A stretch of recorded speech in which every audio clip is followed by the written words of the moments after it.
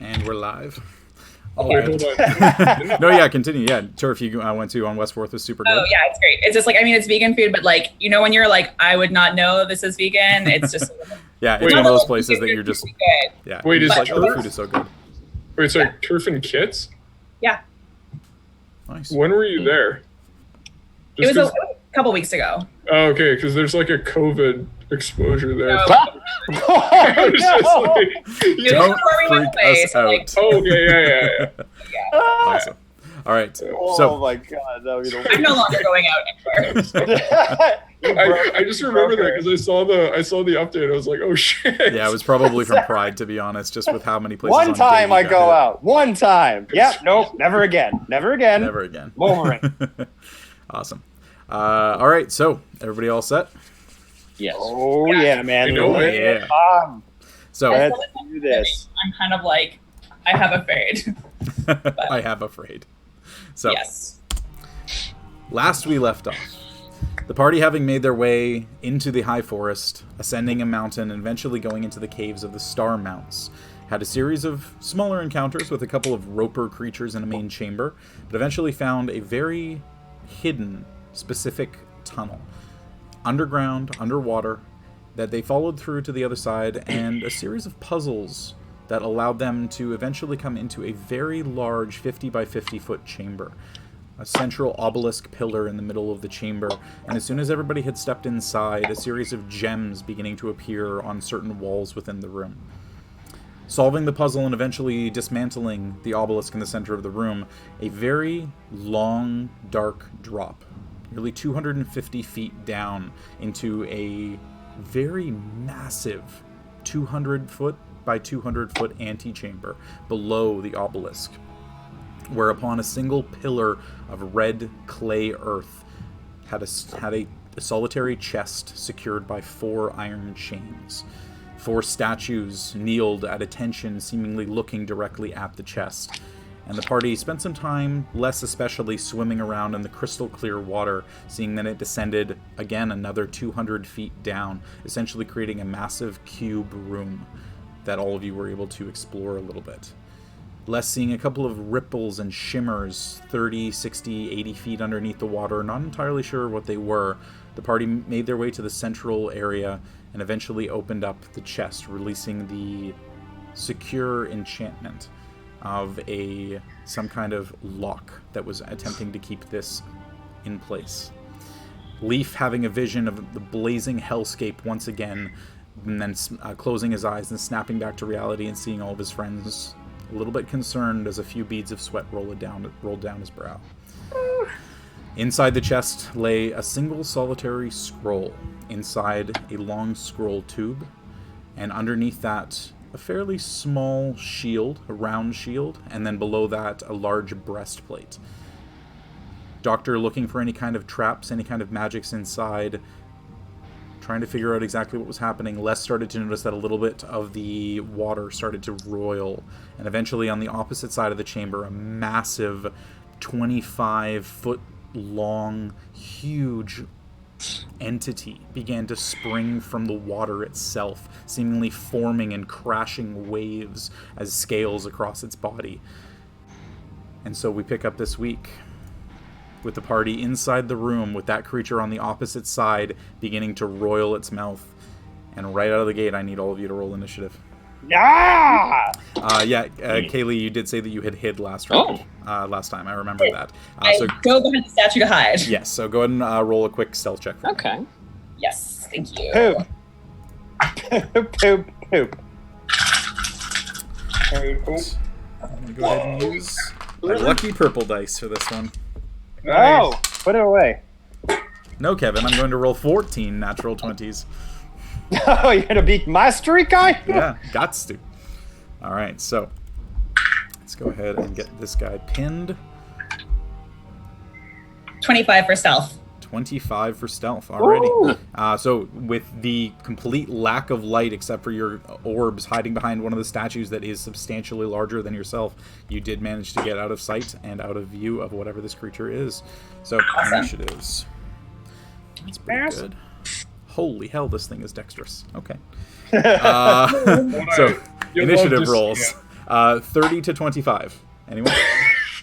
27. 27. Hey, I did it right for the first time. Yeah, I love it.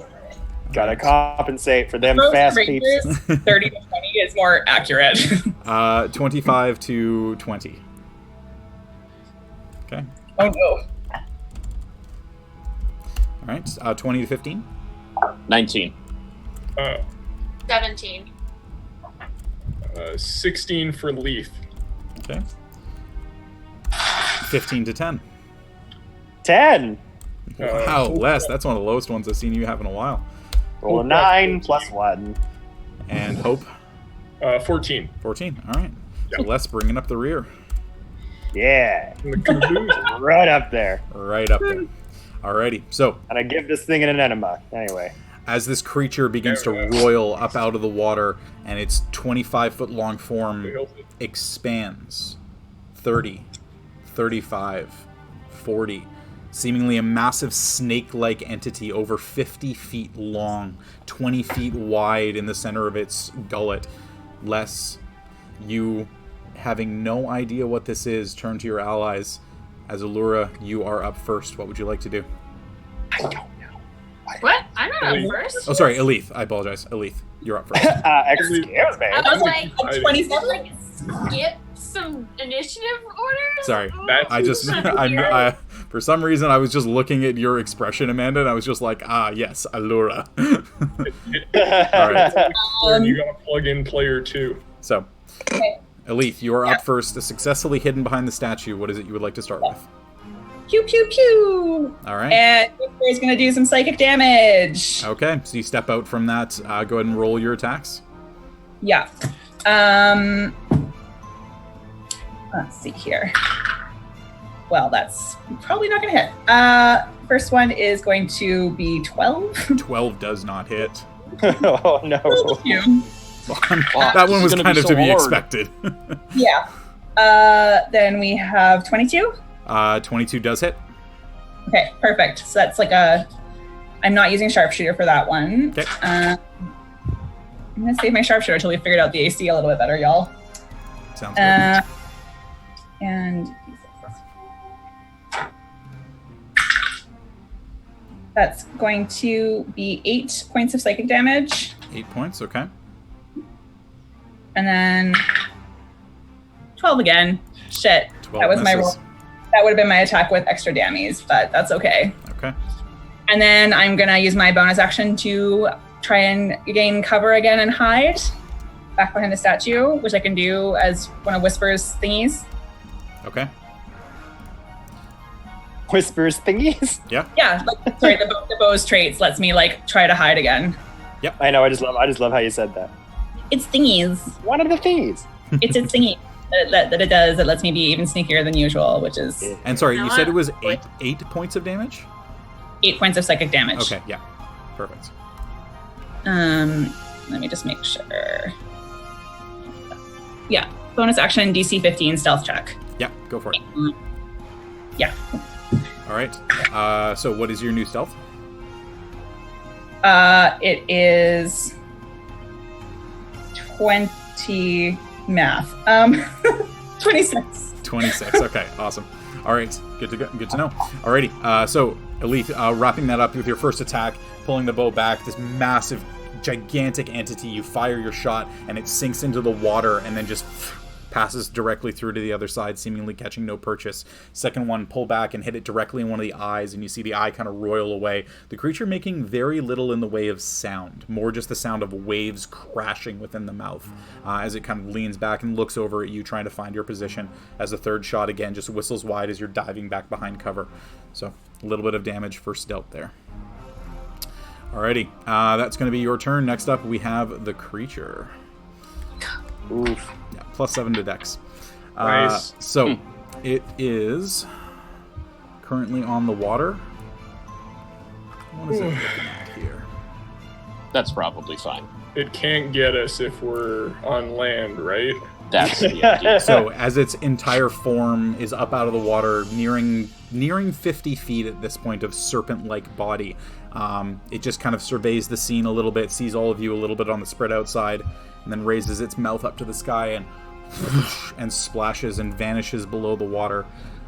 And in doing so, It is the water. you begin to see the water roil in that area again. And while submerged, creates a wall of water centered on itself. The wall is the entirety of the room. 250 feet long, 250 feet high, and 50 feet thick. So, That's the way wall cooler than what I could centered ever on do. itself. It just floods the room. Nope, it creates a wall of water. It's keeping us enclosed. So, Oh, okay. I didn't I'm know going if to it go was ahead like, and draw a shape here. no way. So it's the entirety of the room. 10, 15. But not the ceiling, right, Jordy? No, yeah, it's all the way up to the ceiling. It's 250 Oh, feet high. well. And the ceiling Well, is there 200 goes feet. Is like 200 a feet third high. of the Watery item cage. we had. Shit. A watery Nicolas Cage. Hell yeah. Ah, I mean, I've been trying to find an excuse to use that spell for quite some time, so I'm a little impressed. But we're all gonna die. You could have done this the whole time. Not that impressively. Oh, okay. I hope to learn how to do that impressively maybe one day. all right, so you guys should be able to see that big square there. Oh, Yeah. yeah. Yeah. Okay. Awesome. Oh, okay. That's So- one side, not the whole thing. No. So it is 50 feet thick. Okay. So. But just on that one side, it's not like surrounding us. Thick? Thick. Yeah. It's Actually, thick. You know what? Two It's Cs. going to slightly adjust that. It's still going to create the wall of water, but before doing so, it's going to move. Oh. And it's going to move a little bit closer. 5, 10, 15, 20, 25, 30, 35, 40. Jesus. So it's moving inside the wall of water? No, it is not going to do that quite yet. Okay. Creature, Oh, goodbye. come on. We killed it, guys! Come on. Oh, it's back. Yay! As it begins to just kind of serpent-like crawl across the stonework, making its way over towards you.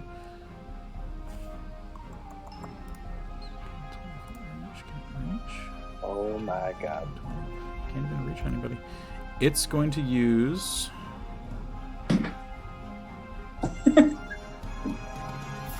its action to move closer again. 10, 15. And then it's going to submerge itself below the water on the inside. Ooh. Oh, So That's there's a little promising. bit of roiling in the water there, but you're not quite able to track exactly where it's gone. Alright. That's going to be its turn. Next up, we come to the doctor. sick. Okay. Water, this is not like deep water, is it? Or is it It's like, 200 feet deep.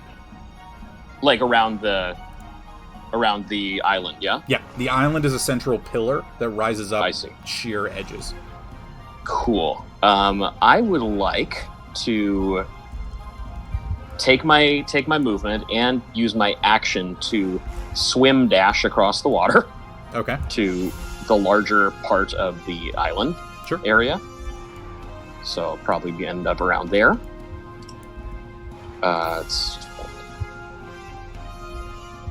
So about there. Okay. And I would just like to, because I don't have anything on my bonus, I just want to make sure that Rick has done a good job of adhering the grappling hook to the hole. Just in case we need a quick exit. He's got the grappling hook attached on there. You've got the rope currently in your hand. You give it a really hearty tug. It seems to be able to hold, but it's currently 200 feet up. Love it. That's all I need to know. Is just to make sure that it's there and fine. All right. Okay, Doc, that's going to be your turn. After you, we come to Aluura. Okay. I am going to.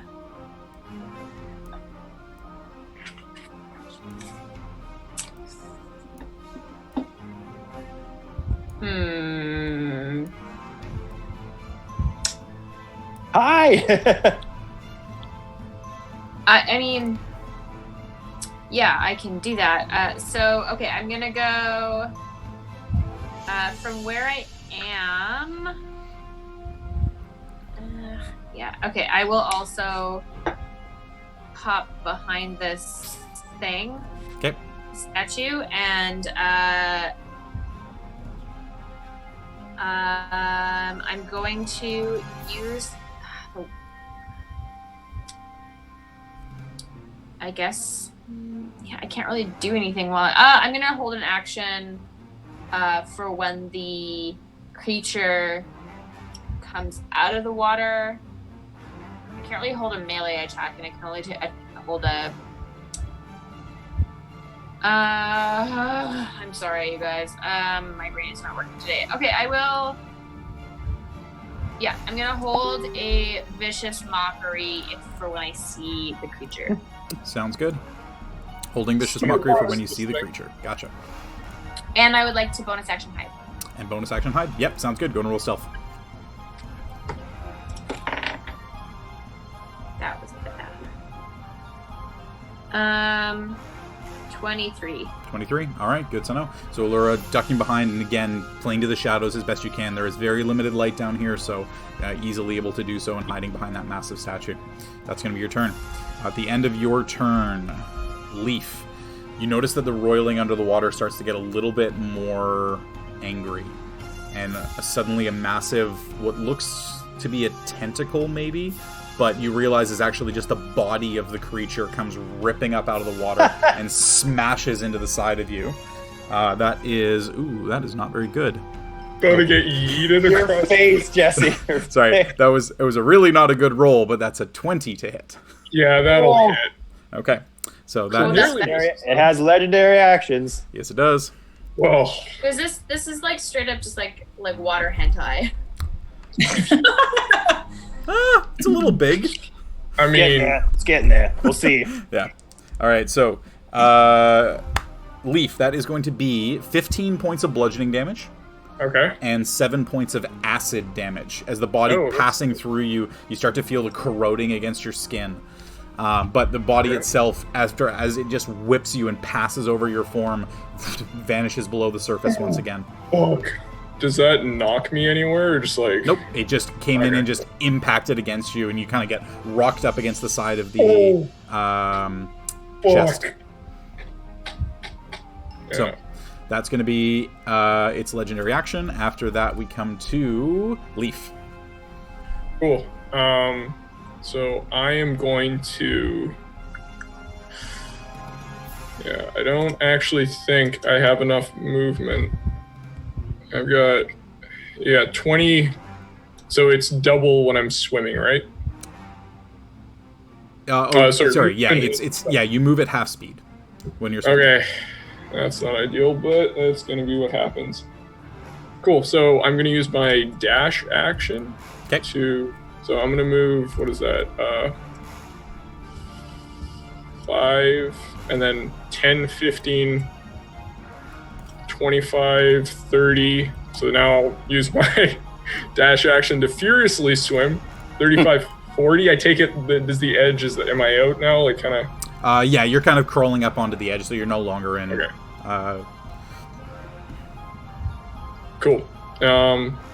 45, 50... Oh, sorry. So 45. 45, and then 50, 55, I want to get near the rest of the group. And for my bonus action, I'm going to add... Oh my goodness, I need to remember, because one of these is a big whiff if I cast Spiritual Weapon. I believe this... Just want to make sure I cast it at the right level, because there's one where it... You cast 3rd level or higher. Okay, cool. So I want to cast it at 3rd level. Okay. So I get the little extra oomph on that one. Yep. And my spiritual weapon is alive. All right, so let me go ahead and grab your spiritual weapon here. Make sure that I've got that. I believe, since I just pulled that up, that I can't move it or anything. Correct. You spawn it where you want. I think it's within 30 feet. Cool. I'll spawn. Yeah. Oh, I thought I had a spiritual weapon thing. Keep hiding. Weird. Oh my goodness, this is gonna be a fun one. Already, like, know. bleeding profusely out of the forehead. I'll give you your little moss ball here. Cool. Take that. So yeah, so you can spawn it. I think it's anywhere within 30 feet, wherever you want it to be. Cool. I think that I'm gonna bank on it being on the other side. So yeah, I'm gonna pop it right there. Pop it over there. All right, good to know. All right, Leif, that's going to be your turn. After that, we come to Hope. Okay, they're gonna basically do the exact same thing. Yep. Of Can I dashing. ask a quick question? Because it might affect your turn. Jordy, you're going to laugh at me and maybe everyone else. So we're in the mountains, which is my favorite terrain. Yeah. Difficult terrain doesn't slow our group's travel. Does it still Correct. affect? So water is not considered difficult terrain. It's just that creatures have a swim speed equal to half their movement speed. Okay, Yeah. cool. Thanks. That was a legit question, though. Yeah. 'cause we Okay. Yeah, it's a good one. And there are situations where that will come into play. This specifically is just not one of them. I know. I just feel like that's like the one thing that's so easy to rip on. That whenever you're like, are they like my favorite enemy, or like, oh, it's the ranger's favorite terrain? You're like, cool, great useless speed, KK. Okay. All right. Awesome. We need to make favorite terrain shirts. So yeah, I am your favorite terrain. I believe that's Hope's entire action. They use the dash action to get back to the central area, or the periphery. Okay, sounds good. Yeah. So that's going to be everything from them. Do they want to use a bonus action to use like a branding smite or something? I don't think so. No? Not Okay. yet. All right, good to know. All right, that's going to Thank be... you for reminding me about that. Yeah, no worries. It's, it's just my thing, right? All right, so at the bottom of the round, Les, right before you go to make your move, you start to notice that the water is roiling a little bit again. Nothing seems to come out of it, but you seem to notice that the roiling itself is moving a little bit, and you notice that it seems to be roiling in this area now. Yeah. Sorry, which area? Can you ping it? In this area. Kind of right near where Leif came up out of the water. Oh, weird. I don't What see the it. fuck? Oh, I don't Yeah. know. it's right here. Okay, Okay. so inside that circle, roiling. Got it. Yeah, so there I was am roiling, going- and you saw that the roiling kind of moved very rapidly around that central pillar. Nothing ever came up out of the water, but it seemed to just dart around incredibly quickly in comparison to its speed as it was crossing over the land area. This does appear to be something where it moves much faster in water. All right, so I'm standing there with my friends. I'm going to put two hands on my shoulder and say, I'm going to flank it! Do a half-gainer backflip into the ocean, Oh no. Okay. underwater. Love it. How'd you get to the ocean? So just as a reminder, just so everybody remembers, this structure that you're currently standing on goes 200 feet down. It's not like it's an island that floats on top of everything else and you can swim underneath it. No, It is but a the monster is inside of a column that's also going to... Remember, we said that it was like a column, right? Like the inner donut is like hollowed down. So the inner donut is its own thing. The outer area No, I know. is its own I'm not thing. trying to go under it, if that's what you're getting at. Okay, no, I got I'm a just thing making I'm sure trying you're to do. diving into the water that Yeah, you know diving the in the creature. water. Yeah, I am okay. underwater, Yeah. and I I'm think- to... Is it more if we need to come and retrieve his like dead body? Like, what? Holy shit! I believe in you, Les. You can do it. I, just someone who is obsessed with being a master of battle, I'm trying to break up the clumping of us for when the monster is going to attack. So Okay. I'm going underwater, and I'm going to make my way kind of around the outer structure here, trying to get to the other side. Sure. But submerge underwater, and about here, I think, is where I can move to. There goes Les. You could you could use your action to dash if you wanted to go further because you're not attacking anything. Right, yeah. So I'll dash to go another 30 feet. So I'll I get don't to around. You less at all. Yeah, I see him. Oh, Yeah, I he's see right him. there. Yeah, he's Okay. just I'm, underwater. I'm underwater as Well, well. it's because he's underwater, Aluura. That's true. All right. So, with that, bottom of And the round, that'll Les. be my turn. Top of the round, Elethe, we come back to you, hidden behind the pillar, but seeing the creature's movements and where you believe it may currently be. You feel like if the creature were to come out, it would have direct line of sight on you now. It would. Yeah. Okay. But I can't actually see the body of the creature at the moment. You saw the water roiling. You have a pretty good idea of where it is, but you can't see the body because it's currently submerged. Okay. Yeah, you know what? I have sharpshooter. It kind of has partial cover, but I'm gonna try and go for it and try and pew it again. And then I'm not sorry, Jordy. I'm not totally sure where that is on the map. But then after that again? I'll probably try and hide on like the opposite side of the statue or wherever I would. It's kind of like right in this area, like pretty close to where Leif is. Okay, then I would just go there. Okay, yeah. So I'm gonna try and just take my attacks first. Okay. And then try and hide again. Sounds good. All right. Let's do this, baby. You do get it. Get it.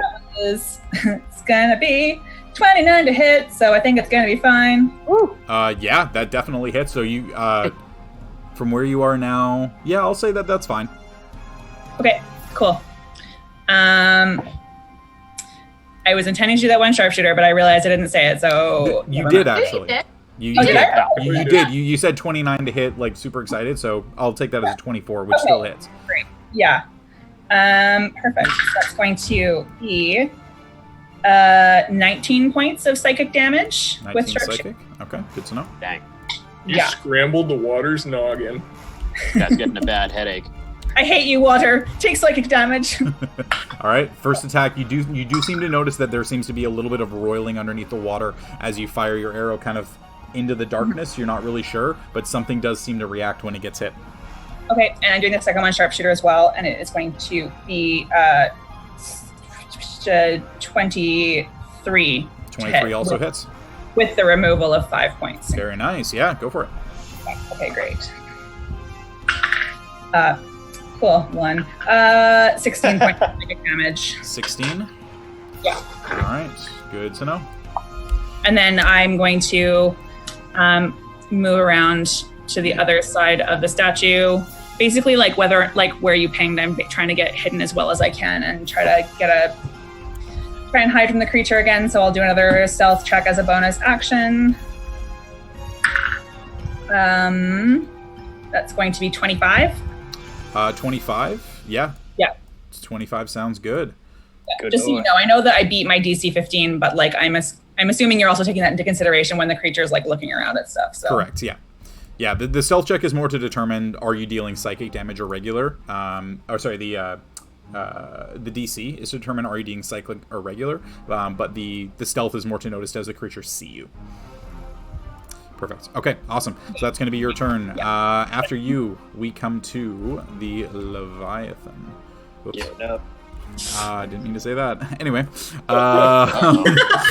not like it matters at this point. We're still getting our shit kicked by it. So, as the water I don't know, roiling, we've done more Elethe, damage. as your 2 arrows impacted against it, dealing a decent amount of psychic damage, and you notice the water just starting to get more and more turgid. The creature erupts out of the water, and about 15 feet of its body is now up in the air, kind of peering down on Leif, Hope, and the Doctor.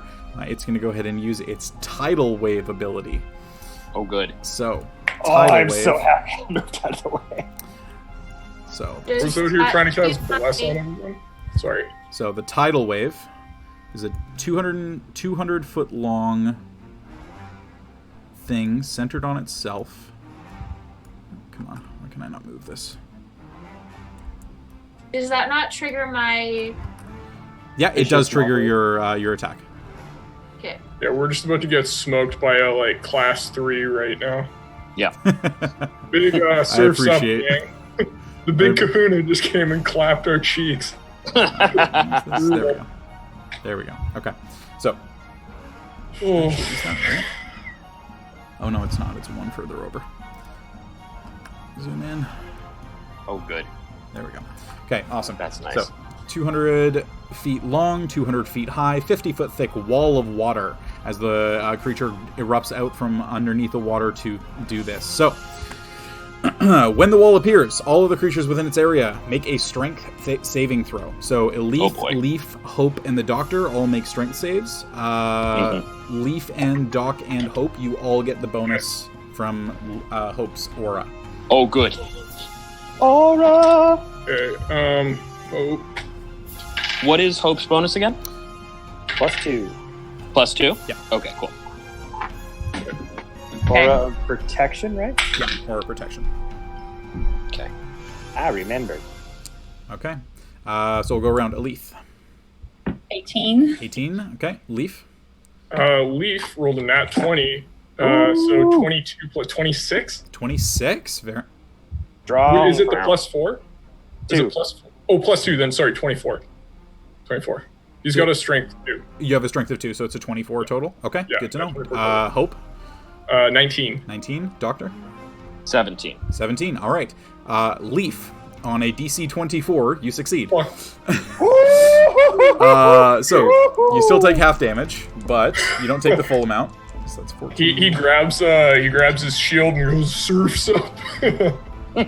All right, so it's, Sweet. only 33 points of bludgeoning damage. Oh, good. Leif, you take 16. Okay, cool. I'll right in the chin. 33. 33, yeah. Oh my goodness. And the wall remains. So we're just in this shit. Correct. Can we leave it? You can certainly try. So that's the creature's action. It is, at that point, going to resubmerge itself below the water and move.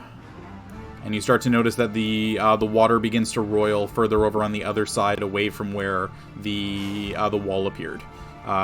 Elethe, you would notice this. Everybody else, I would get you to make perception checks on your turn for that. So we'll continue through the order at this point. Doctor, I'll go and get you to make a perception check for me. Sounds good. My vicious mockery Oh, no. did not. Oh, sorry. Yeah. Sorry. What was the vicious mockery again?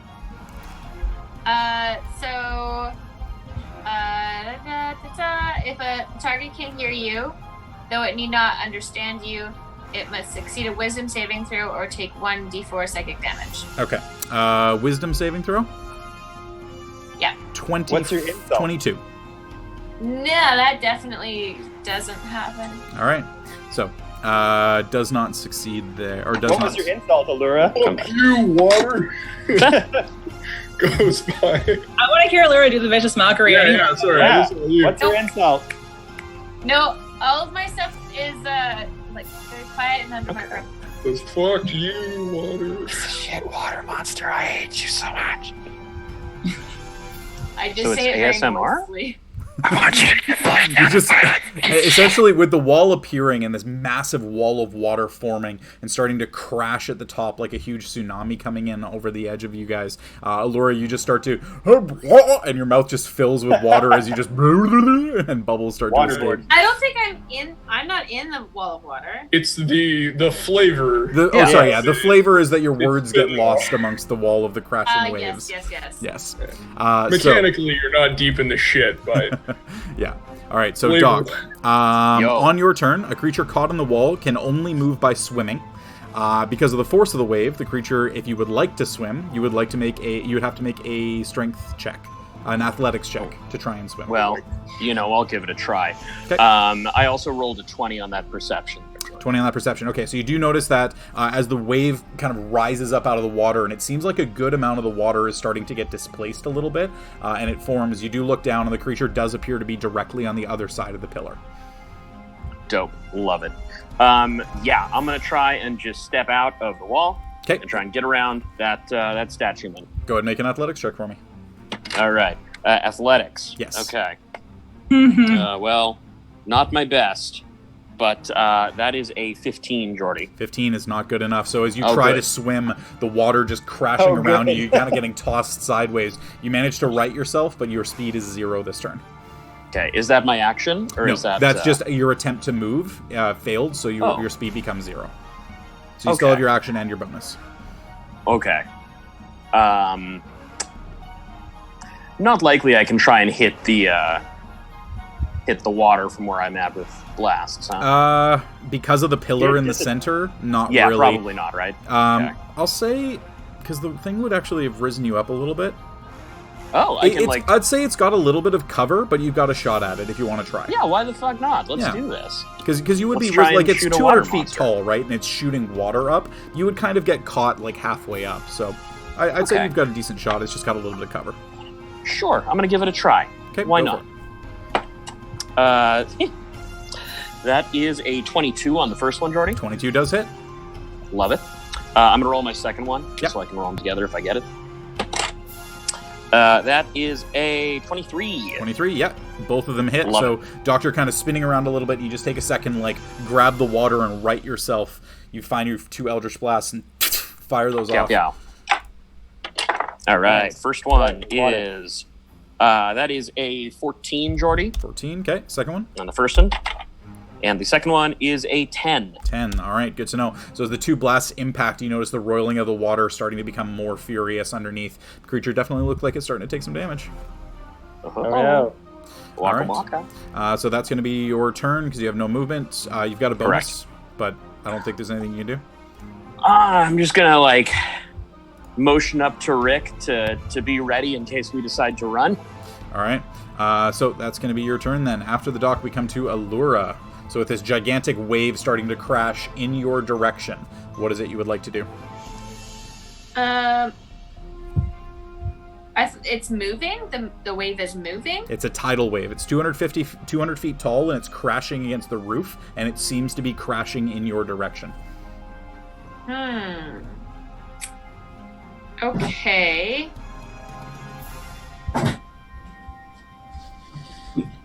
What can I do?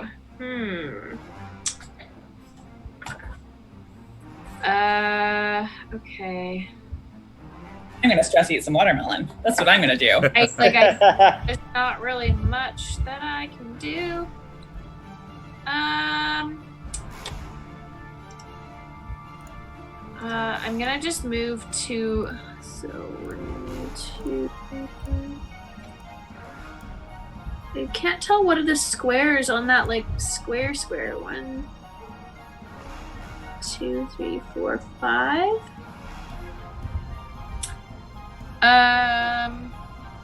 Yeah, I guess I'm just because if it's moving that direction, I am going to then just. I can't see through this tidal wave.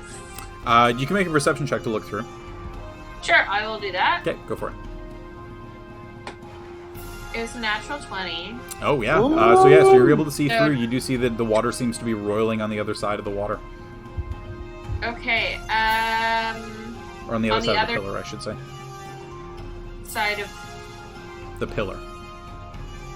so the center donut. It's on like the west side of that donut. Yes, west side of the donut. Okay. West Side Donut, born and raised.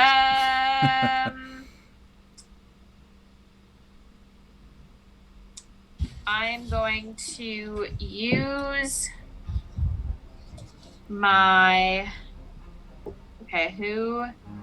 I am going to look at Leif. Can I see Leif? Yeah, you can see everybody's kind of caught about 30 to 40 feet up in the air, or up inside the water of the wave. Leif's hanging 10 on the pipeline right now. Yeah, kind of getting tossed a little bit, but starting Just to right fully himself. upside down. Oh. Okay, I'm gonna take my rapier out and like draw like a concentric circle, and kind of then cut through that, and I'm going to inspire Leif. Okay. Is that a bonus action or is that It's a bonus action. an action? Okay, cool. And then I'm gonna try to get through this tidal wave. Try to get through the tidal wave? Yep. You Because want- it's moving that way. It's moving towards you. Right, I'm at the edge of it. Yeah, you're right at the edge of it as it's starting to kind of Yeah. crest towards you. Yeah, Do the thing okay, where cool. you dive into the wave Yeah, I before want to it like breaks on you. use the movement and like Like we all did at the beach. So Yeah, that's what you I do. will say That. it does not look safe to dive into the tidal wave. I'll put it that way. Are you sure? It could be fun. okay, well I'm either gonna get like non-consensually sucked into this tidal wave, or I can like Consent. or I can like try to see the best way to enter this tidal wave. It's like Gotta, running Flip at it. a salt wall of water. Salt wall. Either the wave enters me or I enter the wave. gonna be a clean. All right. Clean Yeah, you can certainly try to dive into the tidal wave. Why not? Well, also my That's DM speak for good fucking luck, but go ahead. Yeah. Go ahead and make an athletics check for me. D&D is built on these moments. You got this. Gotta believe in what yourself. check? An athletics check. An acrobatics check? No, this is I'm diving? You're diving into crashing waves. You need the strength to pull yourself forward. Okay. It'll be an 18. What? An 18. 18, okay. So you start to get your way in, and your hands are kind of starting to find purchase, and like it is physically painful, the rushing of the water coming up. You're actually not even able to enter into the tidal wave space. Cool. Okay, cool. I don't want to move away from it. I will go and hold on to this statue. Go on and hold on to the statue? Okay, sounds good. Yeah. All right, so that's going to be Aluura's turn. For dear life. Sounds good. Aluura, after your turn, you start to notice that the roiling continues and kind of slides back around to the other side again, as the creature seems to just be like circling the central pillar a little bit. You notice that it seems to be right in this area, again, pretty close to where Leif and Hope are. All right, so that's going to be that legendary action. Next up, we come to Leif. Cool. Jeez, I have no idea what I'm supposed to do right now. I'm absolutely I know. I don't. Okay, I want to try and swim. I want to try and swim away from this thing. Do you want to swim? Or, I wouldn't see. Can I make a perception check? Would I notice that this thing's right behind me? Because I probably wouldn't notice. Yeah, make a perception check. Okay. Cool. So that is 19. 19? Yeah, I'd say you would notice the roiling of the water is pretty much just in front of you and just a little bit below. Okay, cool. Then I would like to try and move out of there, because I know that's bad news bears. So that is a athletics check to see if I can do anything? Correct. Oof. Man, good thing I'm proficient in athletics. Oh yeah, Hope taught you. 25. 25. On it. Yeah, DC is 24. You are able to swim. So you're able to swim with your swim speed, so at half speed. Okay. What direction would you like to go? This is a pretty hollow victory. I'm not going very far. Let's see. You can go 30 feet. Yeah, I'm gonna try and get 6 squares. I'm getting up there. I think that's about 6 squares. All right. And then I want to move my my moss ball as a bonus action. Oh shit! Sorry, I gotta see how much I can move it by. I think it's 30 feet. Yeah. 20 feet. 20. Shit, I should have just said 30. Yeah, it's definitely 30. Either way, it's not enough to cross the chasm. Yeah. But I do want to bring it into the mix. So. All right. Get the moss ball a little on the wetter side. 20. Yeah, it is technically covered in water already, so it's entering. It's entering friendly space. I guess. Yeah. All right. And that's my turn. Okay, so after you, we come up to Hope. So you're back up again, and then Les, you're on deck. Yeah. Hope. Can they make a perception check to see? Sure, go for it. Their perception is 2. All right. That's a 4. Would they see the? They are spinning. They can't see anything at the moment. Eyes kind of burning a little bit. So they're going to ready just a regular sword slash. They're just going to hold out the sword and hope that inertia will let them swing into it if the monster or if the creature appears in their space. Okay, good to know. So just kind of like rip the sword out and like cartwheeling, spinning inside the thing, just sword out in front of themselves. Just like a rudder in the water. All right, sounds good. Les, you're up. Elethe, you're on deck. Okay. So, swim, dash, 60 feet of movement. Boy, Get to there. All right. And my turn. And your turn. He all finally right. gets water in a battle, and he does. He's like, fuck this, I'm out. Going the long way round. Top Get of the up round. behind it. Elethe. Gonna poke it right in the water butt. Sure Water will. butt? Yeah. That's what it has. It has a water butt. You've skirted so close to sexual innuendos about this creature this entire time. Like, just go all the way. Don't stop. Just dunk it. I'll say, since you were adjacent to the statue, I'll go ahead and say go ahead and make a strength saving throw. I want to see if you were able to hang on or if it lifted you off the ground. I was actually going to ask if I could do that. Thank Yeah. you. That's great. I got my players in mind. Yeah, appreciate that. Yeah. Yeah. Appreciate I got like you, 2 Rose. more turns in me, and then someone's gonna be casting Revivify on Leif. So What do you mean, someone? None of us can do that. Hope can. Hope can. Yeah.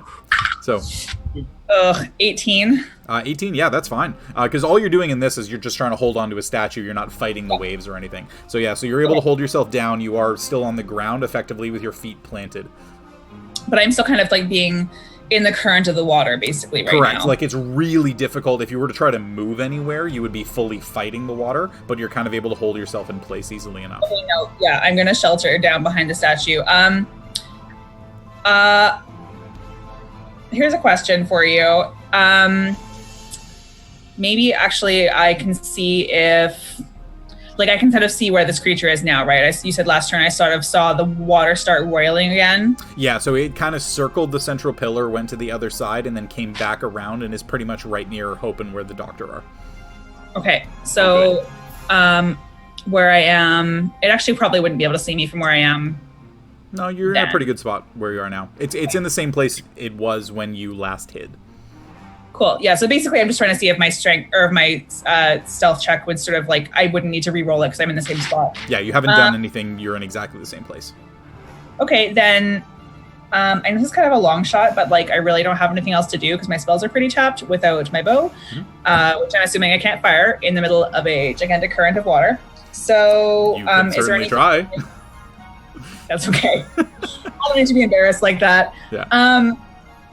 Is there anything that like I know this creature isn't really like in the wheelhouse of the things that Elethe has normally fought, but I'm wondering if like there's some point in her background where she would have heard like a story or had any kind of like monster hunting things that would relate to this creature. That she I'll say you could use a bonus action to like try and recall any information. Okay. Okay. So go ahead and make a history check for me. Or a nature check, your choice. I'm guessing this is not a check that's related to my favorite terrain. So No, it would not be. So they are equally terrible for me, but that's fine. I'm gonna try. What the hell? I can't do anything else this round anyway. Unless this is like I don't need to make a bonus action stealth check because it's already because you're already still hidden. It's only if you break stealth that you need to rehide. Okay, that's gonna be a 3. So I'm guessing not. Yeah. Yeah, like it's a really big, scary water snake. Mm-hmm. You got no clue. Cool. Okay, and then I guess if I still have an action, then I'm just gonna sort of stay behind this statue and use Whisper to cast at whoever I can see, and just sort of like be like, wait, behind one of the statues. Fuck, that water really got me, but I'm okay, sort of, for now. Hope these are all okay. I'll keep trying to give you covers with some arrows if I can. All right, sounds good. So, at the end of your turn, come back to the Leviathan's turn. And on its turn, the wall of water, it gonna do a movie thing. What? Motherfucker. It's gonna move. A movie thing? Yeah. I don't like that. As in, movie it's gonna thing. move. Oh, that makes sense. So, as the water I thought crashes... you said a booby thing. No, as the water crashes, it slides 50 feet forward, which pushes it right up against the edge of the chamber. So now I just need Aluura to make a strength saving throw for me. Bless just chilling in it. Or is he like underneath? He's underwater. He's I'm unaffected. underwater. Wow, He has no clearly- idea what's going on. He's just like these No. idiots. Sorry, Aluura, what was your strength save? 0. 0. You are completely caught up in the waves. So you take It's a little bit less damage as the wall does get a little smaller. You take 28 points of bludgeoning damage. Evasion! Sure. So that's 14. Evasion! Please. Evasion is for dex saves. Do you mean the other thing?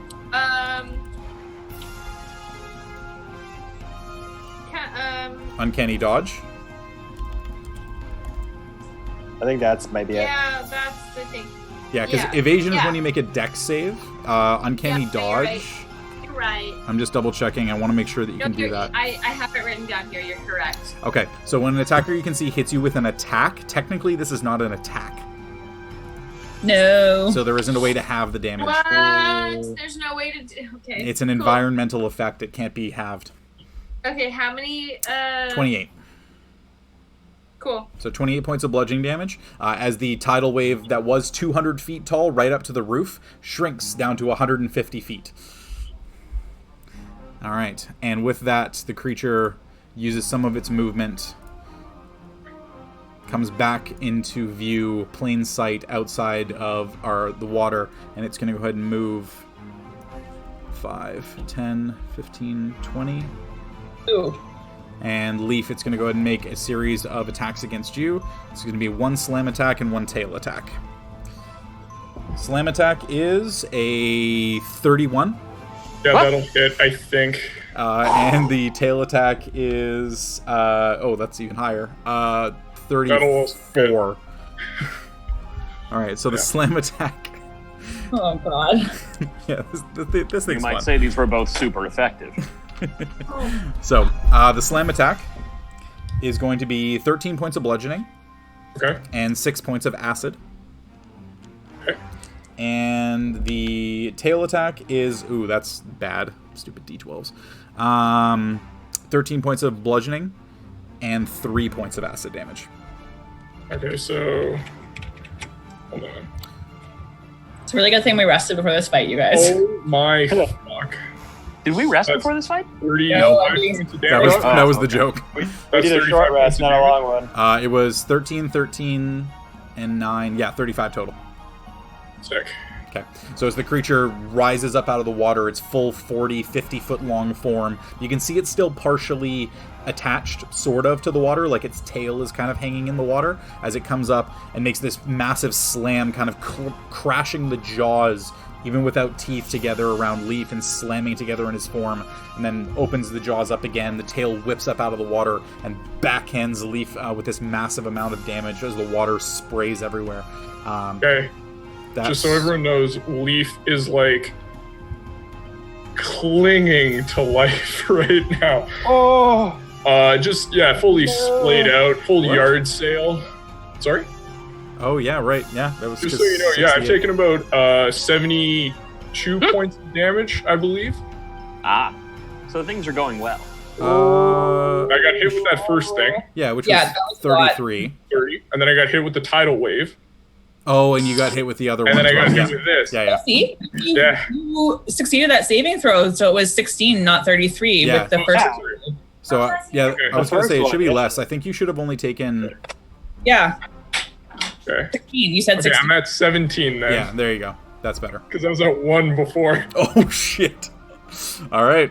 Well, opening a chest That seems was to why I have was very consequences. specific on that. I was like, is that 35 or 36? No, yeah, it is 35. It was Oh 13, my 13, God. and 15. All right, so that is going to be the creature's turn. It is now fully out of the water in plain view for everybody. What would all of you like to do, starting with the dock? Oh, hi. There's water in both ears. Amanda's on deck Fuck. when she comes back. Cool. I am going to, real quick, dart behind this is like a sword, right? Yeah. Right there? Cool. I'm going to try and dart behind that to get a little bit of cover in case it tries to come after me again. Okay. But with that, because I don't think I got any spell slots left, You don't. yeah, I'm just going to keep barreling Eldritch Blast into the back of this thing. Go for it. Go ahead and make your attacks. Love it. Okay, 21. 21 hits. And that is an 18, Jordy. 18 does also hit. Love it. The Big creature fan. does have a very large body, so it's not the hardest thing to hit. It is pretty big. It's thick. Big. First one. First one. That is 13. 13 dams. 13 dams. Okay, second. Second one, another 13 dams. Another 13 dams. Nice. So 2 heavy impacts as the Doctor flying back and throwing out Eldritch Blast after blast, and you notice chunks of the water seem to be splaying off like blood. The creature seeming very focused on Leif at the moment, however. Suits me. Well, not for a long term, just in the short term. Just temporarily. I In really the hope short- you said that out loud. Suits me, it's fine. No, I can't respond to the DM in game. I know. It's funny.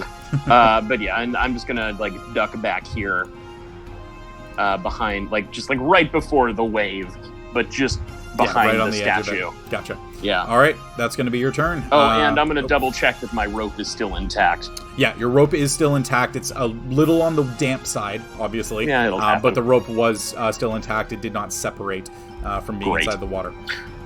So, after the dock, with her newly acquired food, Aluura, we come to you. And Leif is on deck. Yeah, okay, I am going to exit the water. Okay, go ahead and make an athletics check to try and move. Actually, you were adjacent to the statue as well. I'm going to say make a strength saving throw to try and stay on the ground. Otherwise, it lifts you up as it kind of crashes into you a little. 17. 17? Yeah, you're fine. So you're still feet planted on the ground. You can make an athletics check to try and move. That was not in the spot. Oh, boy. 5. 5. You're trying to move and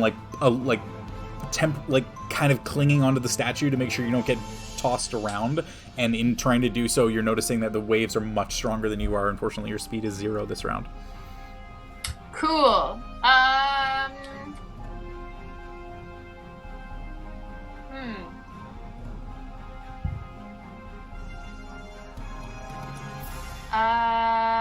I have... Okay, so I can't really do anything. I'm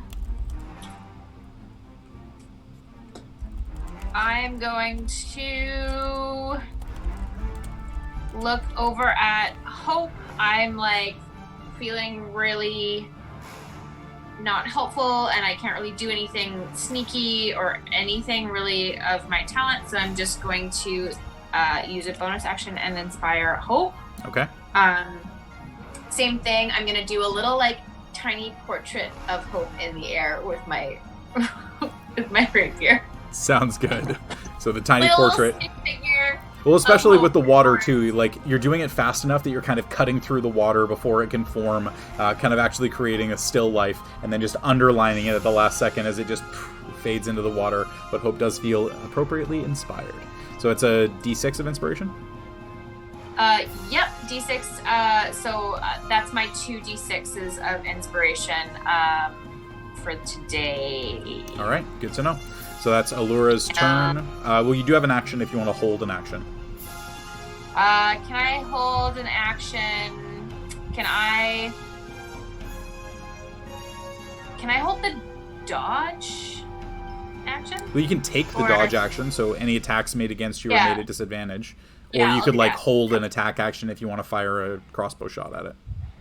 No, I'll hold a dodge. Okay, so you'll take dodge. All right, so any attacks made against you Yeah. are made at disadvantage until your next turn. Yeah. Good to know. All right, that is Alura's turn. Next up, we come to Leif, and then Hope after. Cool. I'm putting two and two together here. Seems like I did something that pissed it off. So I'm going to, knowing that Elethe has the bag of holding, I will make my way to her.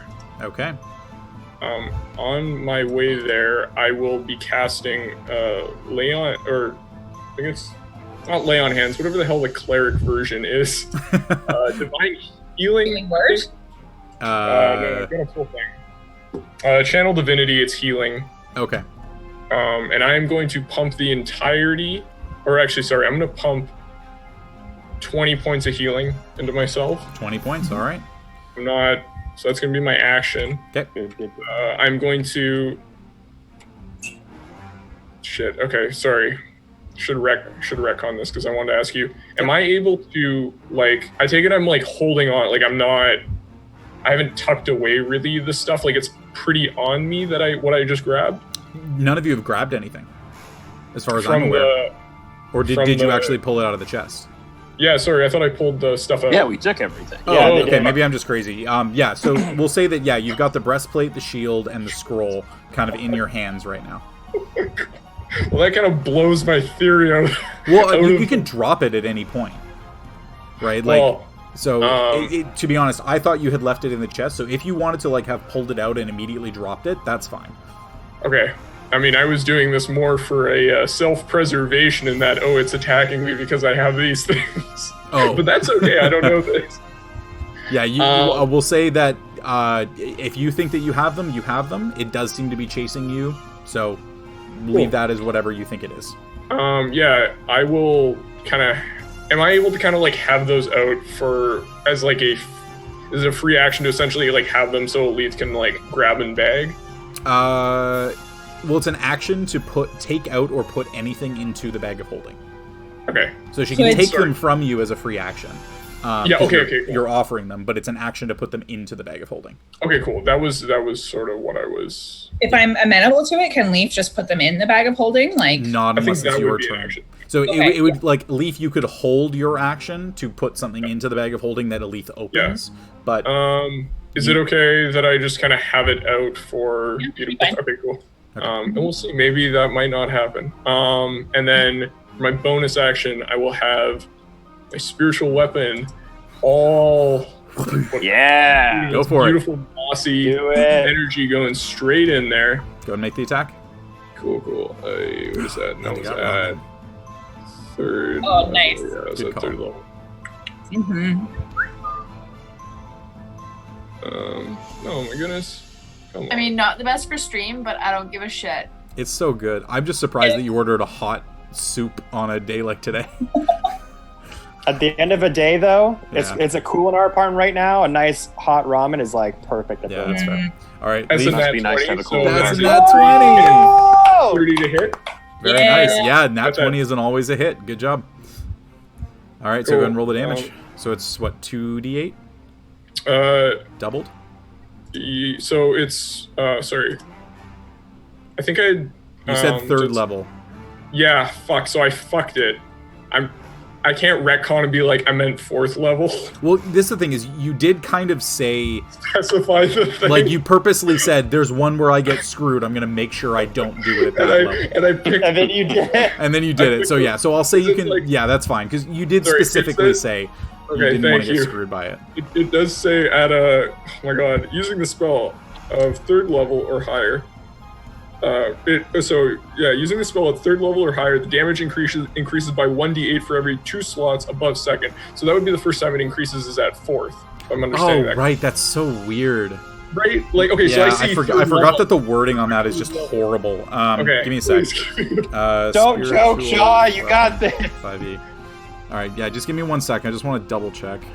Yeah, I think I picked the right... So yeah, when you cast a spell using a slot of third level or higher, 1d8 for every 2 slots levels above the second. Yeah, so you meant to cast it at force, it's just that the wording on the spell is terrible. So that's fine. Appreciated. Yeah. Okay, so... And I also knew exactly what you meant when you first said that, too, so I'm like, why is he casting this at third? That's the one where he gets screwed. Cool, so that is 32 points of damage. 32? Holy shit. Good hit. Duncan. All right. Yes. And I'm still inspired. You are still inspired. Yeah, you didn't use it. I would use that. Going. So you're proffering all of the items for Elethe to be able to open the bag and shove them all into the bag. That's going to be your turn. After you, we come to you, Hope. Cool. Hope. Seeing Leif get dunked on. Yeah. They're charged up, they're fired up, and they're ready to take a swing at this big critter. So they'll kind of jog over. Fired up. Keep them away from the water, but yeah, so they're there, and they're gonna take a swing to hit. Okay, so multi-attack, first attack. Yeah, first attack. That is 19 to hit. 19 does hit. Okay, cool. Shit, I gotta. Hold on, Would you like to Divine Smite? I'll Yes, help out a I little. would like to Divine Smite this one. Okay, so Use first that level is holy 2d8, second level is 3d8, third is 4d8. What would you like to use? I'm gonna use second level. Okay, so 3d8 on top of the 2d6 for the weapon. Okay, so sorry. Okay, so that is 10 plus 3d8. Oh my god, I'm so bad at this. 6 plus. Sorry, please bear with me. Yeah, it's all good. I promise if I ever roll a paladin full time, I'll be a lot better at this. And then plus. That is 30 points of damage for their first hit. Okay, just to double check, did you remember the +2 from the weapon? Yes, they have it sort of calculated in Okay, as awesome. like a +6 in general, so I'm adding that. Also, I'm just quickly double checking something Yeah. because I want to make sure that weapon.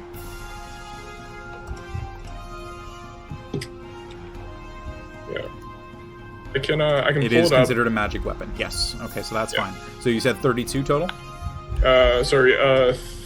30, I believe. 30. Okay. Yeah, it was 30. 30. I was asking about the 2. Yeah. Okay, Cool. awesome. So yeah, so first swing, heavy impact as Hope kind of brings the weapon, cuts off part of the body, and a whole bunch of water seems to splash out as if from like blood from the main form of the creature. Gnarly.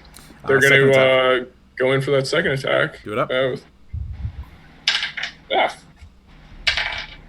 So that is 25. 25 also hits. Okay, so they're going to do the exact same thing. Okay. They're going to, except this time, pump a third level into it. Okay, so that's going to be 48 plus 2d6. The imagery of Hope just battling this giant water snake monster one-on-one is like so sick. No, they're going in on this. So there's 10 plus, and sorry, that's 48. 48, yeah. Okay. I demand fan art From who? from anyone who's listening. From anyone who wants to make it. Just me at this point. Oh, that's a good one. Okay, plus. So that's. Oh my goodness. Sorry. That's 36 points of damage. Ooh, heavy impacts as Hope finally getting a chance, wielding the greatsword, covered in water, just horns dripping at the back of their head. Take the greatsword, cleave twice into the side of this thing. Water begins spilling out all over the floor as it eventually begins roiling again as the serpent-like creature It's kind of like dim light, right? It is dim light pretty much everywhere, okay. yeah. Just so you know, for when we get the eventual anime adaptation of this, one of their eyes is like glinting. There's like kind of like a little, trail. Yeah. So yeah, anyways, we got that going on. Just starting to get the smoke coming up out of the eyes. Yeah. Yeah. All right, awesome. That's going to be Hope's turn. After that, we come to Les, and then Elethe, you're at the top of the round after that. All right. So after I hear the crashing of the waves hit the water... Yeah, and you start to feel yourself spinning a little bit, but because you're submerged, you do seem to be completely unaffected. That's right. And I kind of get the instinct that shit has gone down. So I'm going to go 30 feet to the surface, bam! All right. Come out of the water, see all my friends battling this crazy snake monster thing that I've apparently never seen before. So it must be rare and unique. And I'm going to put my hands together behind me and just kind of whisper down, wherever you are, storm dragon thing, please be with me now. And then all of the sort of condensation comes between my hands. It starts to form like this storm cloud sphere. And I just make it grow larger and larger, and little bits of lightning energy are spouting out of it as I hurl a lightning chromatic orb at the thing. All right, lightning chromatic orb. So go ahead and make it's a ranged spell attack. Yes, sir. What's the range on it? It's not. What is it? I just did all these calculations. I did 90 see feet. 90 feet. Okay, so yeah, so it's within your range, so you're good. Just makes it like Yeah. by 5 feet. All right. And oh, that's a 9. Oh no! Got So it, too. you're kind of summoning this lightning orb, getting ready, and then as soon as you release it, it just kind of and just falls apart in midair and doesn't even seem to make its way all the way to the creature. God damn it! You're Naruto learning how to use the Rasengan. Just Exactly. Stupid spells. So that's your action. All right. And your movement. Yeah. Bonus action can't do much, so I will just stay there. All right, staying there. Good to know. Top of the round, Elethe. So you are out of the water now, fully hidden behind your pillar. Leif directly beside you, proffering all of these items to you. What would you like to do? Yeah, I'm just gonna be like, oh, fuck you, Leif, and just throw my arrow. No, I'm just kidding. I'm gonna pull out the bag of holding and, like, seeing what he's trying to do with putting them away and seeing that the monster has kind of been coming after him. I think I would probably get that, like, he was like, can we, like, try and hide these or something? This is your problem now, Elethe. We're only friends to a point. Dump and run. I'm kidding. I'm not saying that. Yeah. Cool. Yeah, so I'll just use my action to pull out the bag of holding and try and, like, stuff everything in there that he is sort of holding up. It is kind of like a nice parceled package, so I'll say as an action you can pop all 3 of the items in there.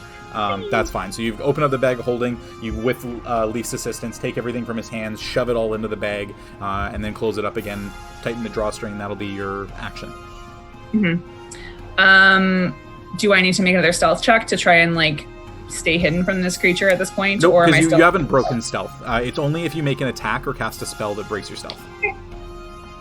Well, I was actually going to ask if I could cast Hunter's Mark instead, but if that would break it, then I won't.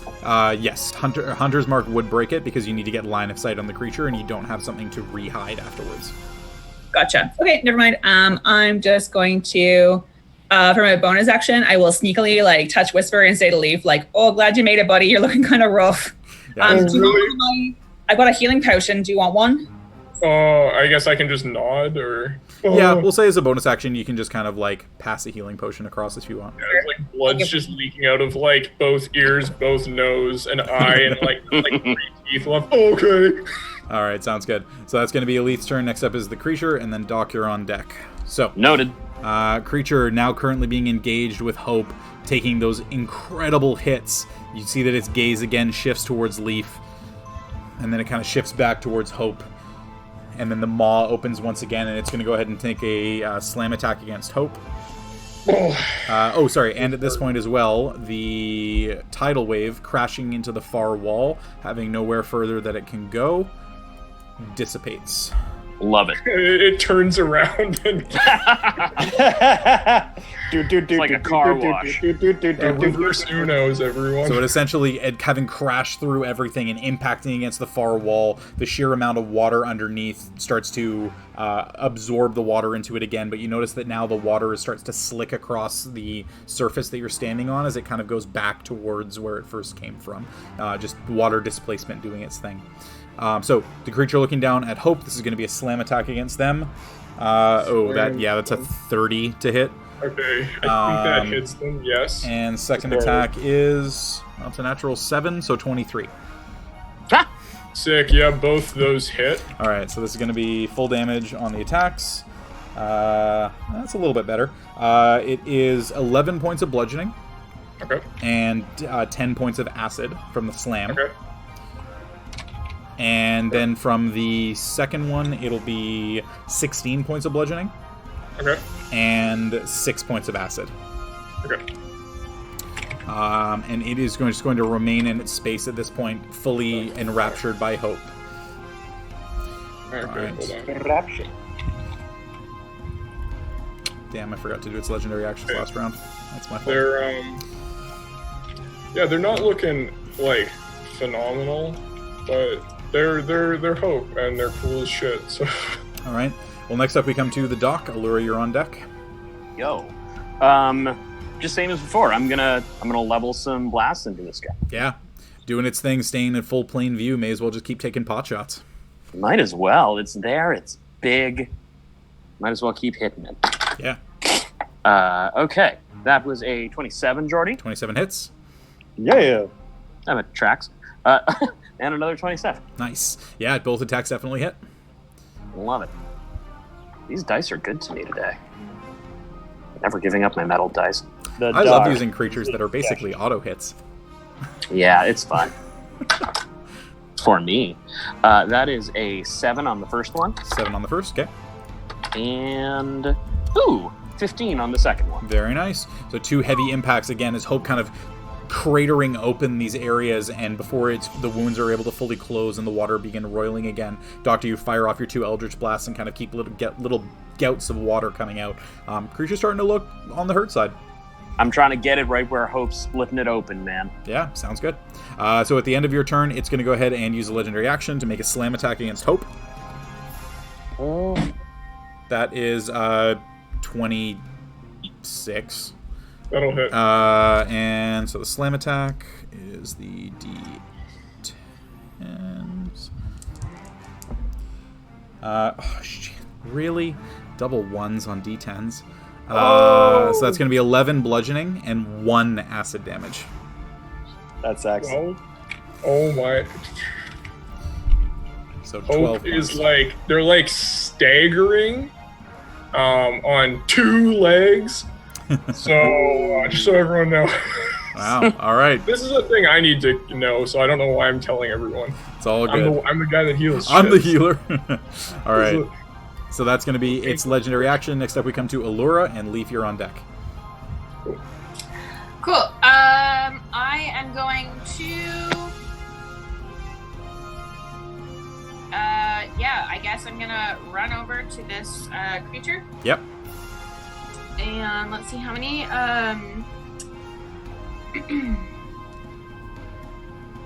If I'm 1 square away from Hope, I can attack with like advantage, or like. No, I get my it's sneak if attack? you're engaged with the same creature, you get sneak attack. Okay, cool. I'm going to move right up beside, but not in the water because I don't swim. Okay, so you're going to go right there. There we go. Yeah. Perfect. I All right. can't do it. It's all good. So hard. This is why I got a computer. All right, And so I'm going to use my rapier. yep. So pulling out the rapier, finally getting a chance to actually hit this creature. Go ahead and make your attack. Does Hope's special thing is just on saving throws, right? Correct. Okay. Also, just general cool stuff, but yeah. For That's flavor. fine.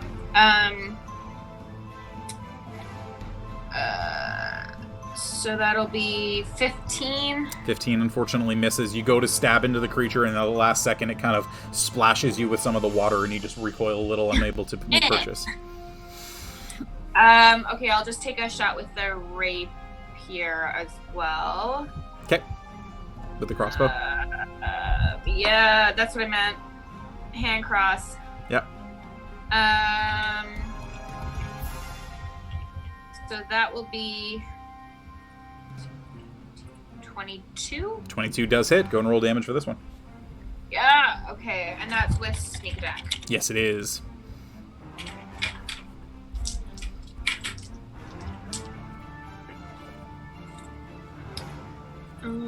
Okay.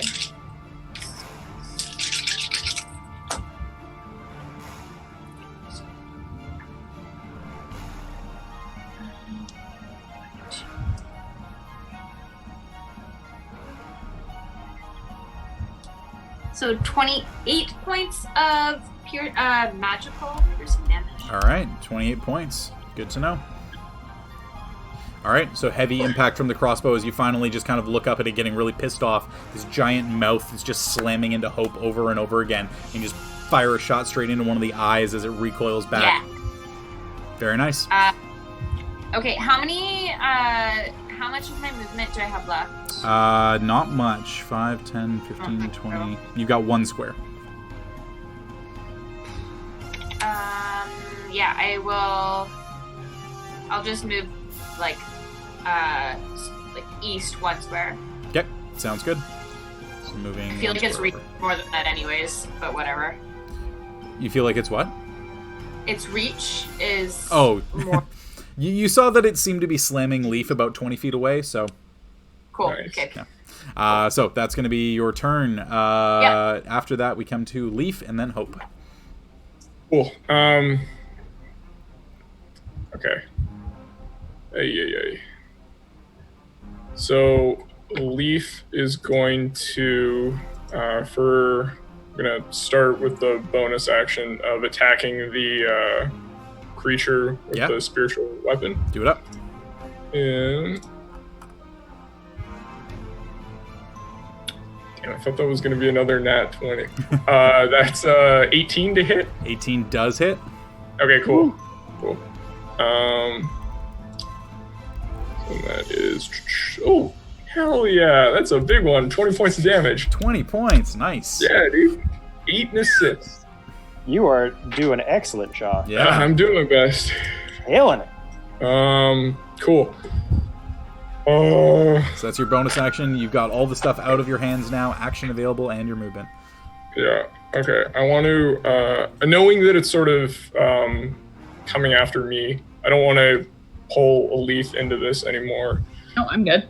So I want to, I'm going to, what is that? 1, 2, 3, 4. Be right there. Okay.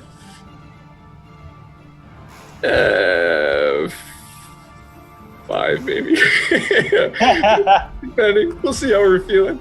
I might, you know what, fuck it. This is the furthest you can go. Oh, sorry. Ping me?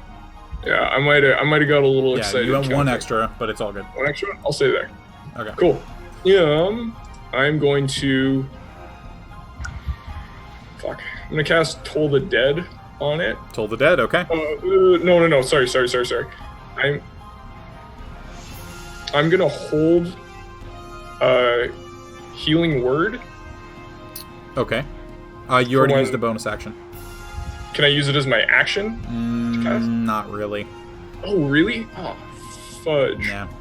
I actually had no idea. I thought you could do bonus actions as actions, but not the other way around. No. It's a bit of a weird thing. Like, I've kind of played a little loosey with it in the past, but no, bonus actions can't be done as actions. Oh, fuck. Okay.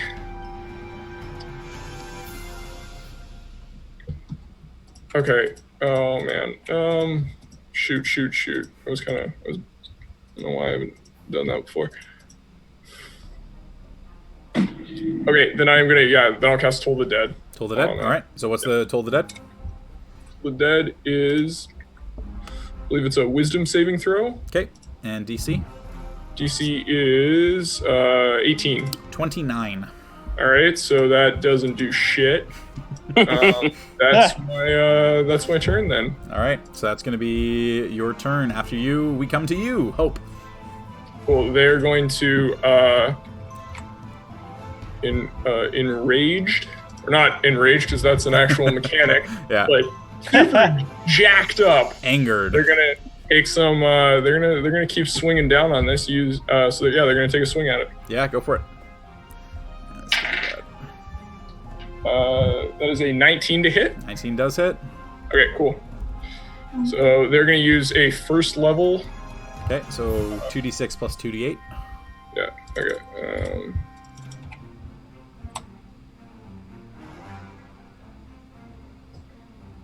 Okay.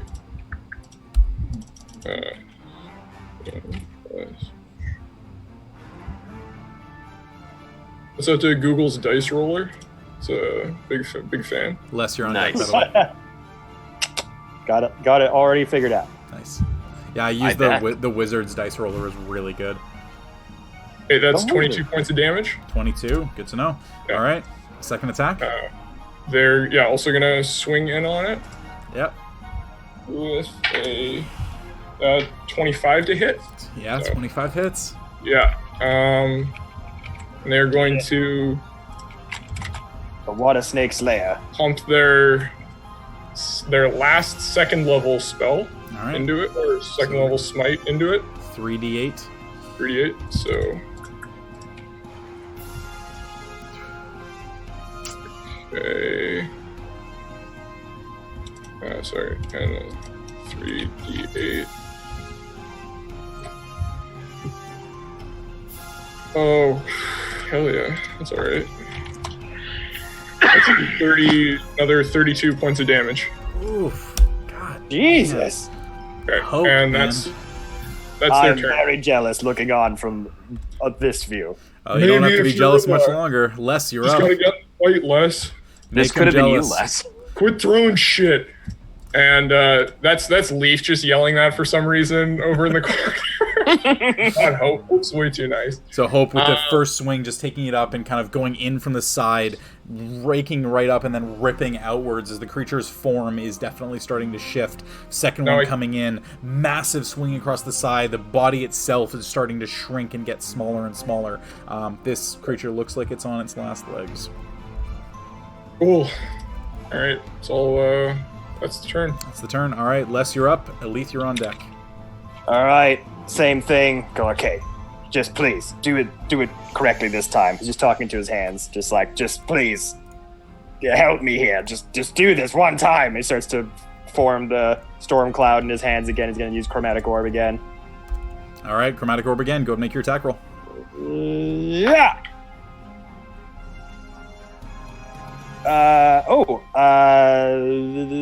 15 plus 7. What's the number, Kevin? 22. Yeah, 22. 22 does hit. Go and roll the damage. Okay. So it's 3d8.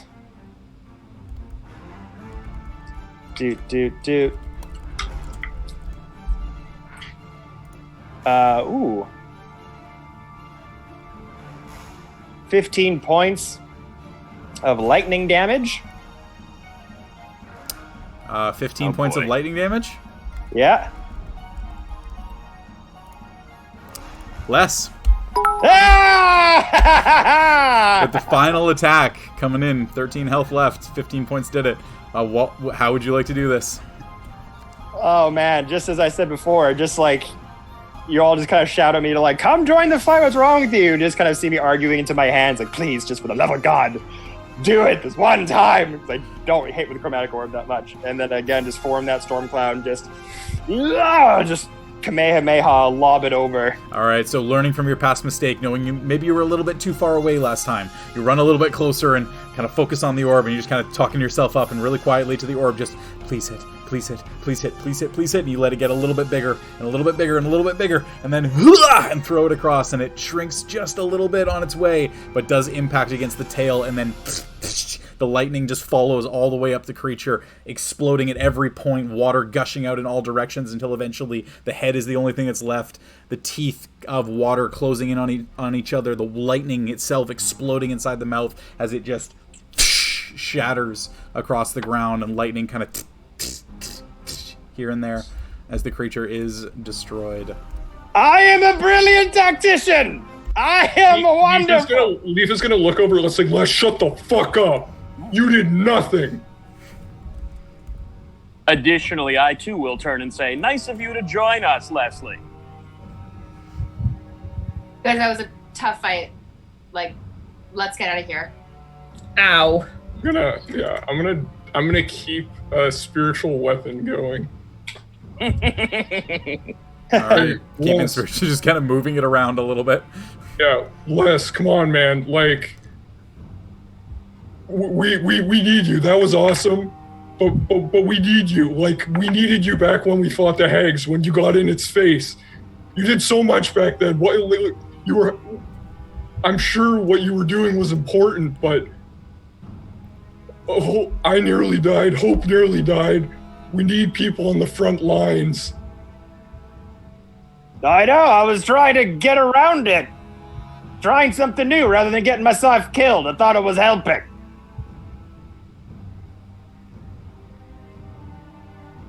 Okay. I'm gonna walk over to Leif and cast a healing word. Okay. This isn't super helpful, but I know you can do a better job, but you're probably really tired. No, I appreciate that. I'm sorry. I'm just a little jacked up. This was a lot.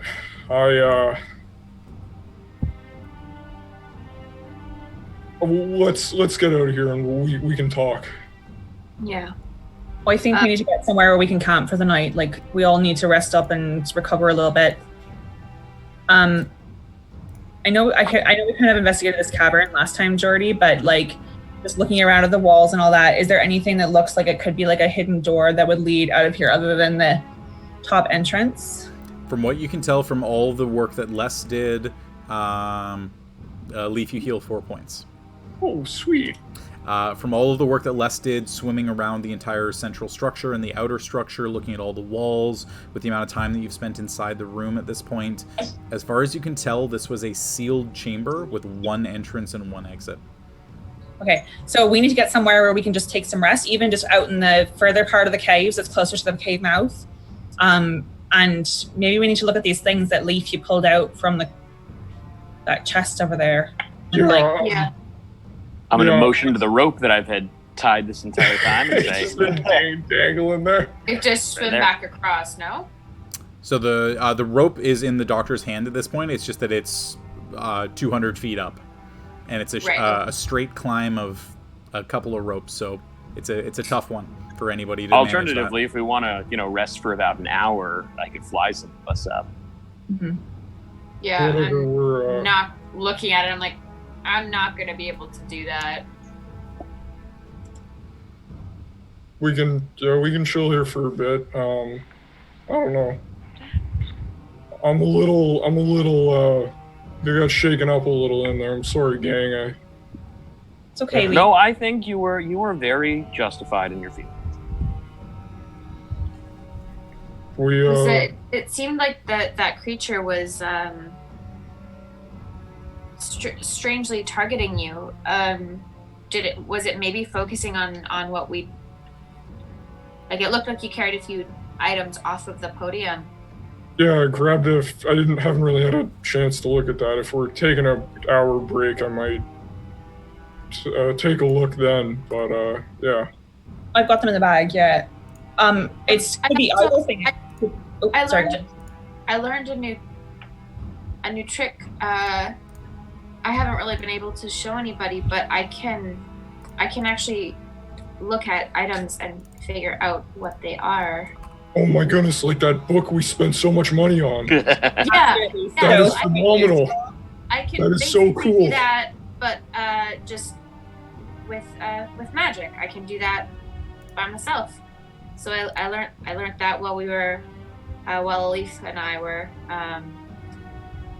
off doing stuff. That's so cool. And I guess at this point, Hope is like probably, I don't know, like army crawling on the ground at 2 hit points. So Leif is going to run over and cast the rest of Channel Divinity. I can. Not much, but I can cure wounds on Hope too. I can only do it at the most basic strength, but like something. I think they'll be okay for now. We'll see. And okay. If we're resting, it might not be a bad idea to rub some salve on those wounds. We should rest here and just kind of keep alert here. Yeah, let's just keep an eye out of some shit. I mean, I think we could set camp here. It seems like the danger is past as much as we can tell. And like the actual benefit is that there's no entrances or exits to this place except for above us. So it's not hard to watch. Yeah. And it seems like the one thing that was here, we've defeated. But what I'm kind of worried about is like, if it was the elves of Erlan that set that enchantment to summon whatever it was when that chest was opened, why did they want to protect whatever was in there so badly? Well, I'll see what I can do to figure out. Yeah, we're about to find out, I guess. And you guys, don't be so hard on Les. I mean, I know we're kind of used to him getting in the front of the battle and everything, but he's trying to explore some new things. I kind of get that. Sometimes it's hard for me to stand back, like especially this time I just kind of had to hide because I had nothing else in my pocket except for, using the bow that could be a weapon, and only when I was hidden. So there's been plenty of fights where Les has been the primary tank, if you will. He's gotten himself beat up many a time for us. But maybe we can always discuss battle strategy and stuff like that. This one kind of took us by surprise. But maybe it's, time as a team for us to kind of figure out discuss our abilities, figure out something new if we're going to get into fights like that. Look, I'm not gonna what's said. I'm not gonna take back any of that, but I think we can. And I'll look at last what I'm saying. I think we can. I'm like far away, like kind of slowly as you guys are talking. I'm like slowly walking up, just like head down with my spear on my back, just like. Look, I'm sure. Like, I think what I'm saying is we're in this as a team. I think showboating or anything isn't gonna. I'm just a little sensitive after that. That was a tough scrap. And admittedly, I think that was something I did cause that. So I won't act like I don't feel extremely responsible for what happened to Hope. We all just took apologizes. It's just a joke. I wasn't meaning to be serious. Apologize if it offended you. That was a serious fight, though. I mean, yeah, I don't think anyone. I know I like goofing around as much as the next guy. That got a little too close, but Les, I mean, I got in touch with you for a reason, buddy. You're a kick-ass dude. You can really fight, and I'm happy that you're here with us. I think that's just, maybe I'm being a little hard on myself and being a little hard on you. Because I mean, I look up to how you fight. You go into this stuff guns blazing, man. That's something I've been trying to work on. So that's fair to, take a different strategy and try something new. Just seems like last time we all hung out, you all got real mad when I used to do that stuff. So I was trying something new. But Isn't your whole thing water, Les? yes, You've got water, you're good at it. This was literally a water monster. correct. But This is we didn't exactly know your what it wheelhouse. do. I've never seen anything like this before. Oh, we hadn't Yeah, so seen that anything you like all other know. things we've fought before either. Right, but those things almost got me killed, and in doing so almost got you all killed. I didn't know Sure. what this thing was capable of, and it seemed like whatever it was going to do, it was all of us clumped together. Didn't seem like the smartest thing, so I was just trying to flank it and get around it. But Yeah, and I mean, Doctor, we could have used some of your heavy hits today. I delivered a few heavy hits, Aluura. I mean, like, your enhanced heavy hits. Your Eldritch Blast, yeah, but, like... And yet I made do with what I had. Yeah, I think we're all tired and tapped out. I don't think any of us expected a fight of this magnitude. that's my point, is that we're all ragging on Les, but, we all didn't necessarily perform at the best of our abilities right now. Hope's over there just coughing up. Okay, speak for yourself. Yeah, absolutely. Sorry, I didn't mean to. There. Hope coming in for the solid hundo 20 damage. Jesus, really? They dunked. Yeah. They dunked. Look, I think, we're still get our asses kicked. It's not out of the question. But I don't think, if I do anything, I don't think I'm beyond criticism. So please let me know. I came off hot there and that's fine. But I'm sure whatever's causing this, and in saying that, thinking heavily about getting pulled into a hellscape, I'm sure I just want everyone to be as on their A game as possible. I'm sorry. Leif, I know you feel real guilty about getting us into this because you mentioned it before, and this kind of seems like the same sort of thing. And I hope you know that we're all here by choice. None of us are obligated to be here. We're choosing to be with you. And I don't give a fuck. I'd rather be in a scrap with yous any day than just poking around some forest, fucking gardening or what have yous. I live for this shit. No one died. I agree it was close, and maybe we should be a little more careful with how we conserve our abilities as we travel through this mountainscape. But, we're okay. We can rest.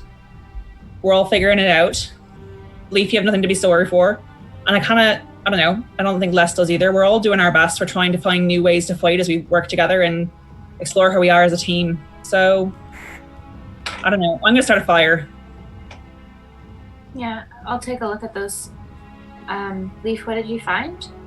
Oh, Do you have yeah, one? I'm just gonna walk here, over to Elethe, like, as she's trying to start a fire. Do you mind if I, Yeah. Alrighty. So, Elethe, how is it you're starting a fire? And as I said that, I was like, oh, do I have Tinder? Do I need to burn? I have spider webs. We'll say that kind of between some broken stuff in the bag of holding that was probably just tossed in there, you're kind of able to cobble together a little bit of a fire to let everybody warm up a little. You notice that the ground is starting to dry out again as all the water is kind of recessing back into its original places. Yeah, so you do manage to pull out the breastplate, the shield, and then the scroll inside the scroll tube. Can I just do one quick thing too, Jordy, before we leave this area? So I'm just going to do it now. Is I'm going to find like an empty flask or something that I have and collect some of the red dirt from the center island to take with us. Sure. And like, I don't know. I just figure it might come in handy. We might be able to find somebody who knows exactly where it came from. Something like absolutely. So you've got a vial of red dirt. I think we did find out that it was like hellish too. I haven't. Yeah, so it was Rick specifically who's like, boss, I recognize that from back home. Perfect. Yeah.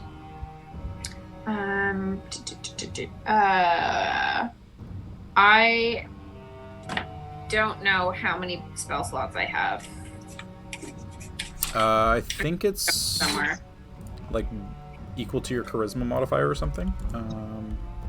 Okay, so I've got 2. Hang on, let me double check. Oh, sorry, nope. Your first level bard, yeah, so you have 2. 2, okay.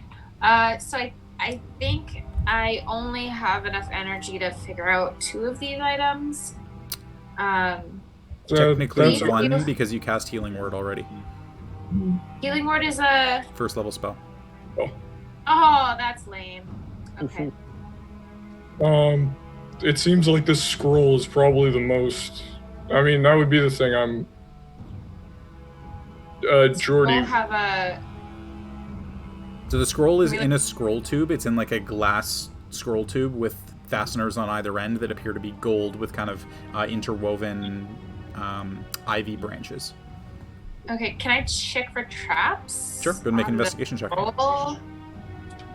Can I just quickly say, before Aluura, before you just go and identify it, maybe we should just pull it out and have the doctor take a look at it, and it might not even be magical. Yeah. No, I was gonna open it before I wait for the spell slot. Yep. So yeah, go make an investigation check. 24. 24. The scroll tube does appear to be trapped on both ends. Oh. Looking at it with that higher roll, I'll say as well that you're able to kind of figure out the mechanism of it is that when you would go to open the scroll tube, a series of needles would pop out from all sides, effectively skewering the person in their hands as they attempted to open it. No. This is heavy duty, Leif. And I'll kind of like explain that. I mean, it's because it's all got like filigree and everything, and like very finely. This is expensive and dangerous. Okay, should we take some time to figure this out then?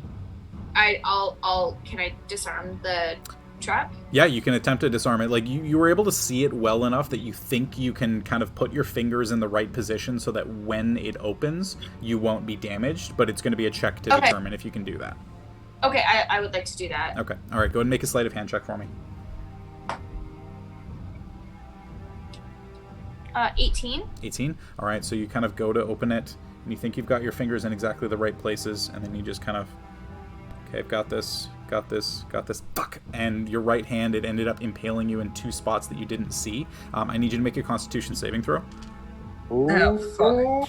Is Hope nearby them? Or are they nearby Aluura? This is kind of, you're all kind of around the fire, I'll say sure.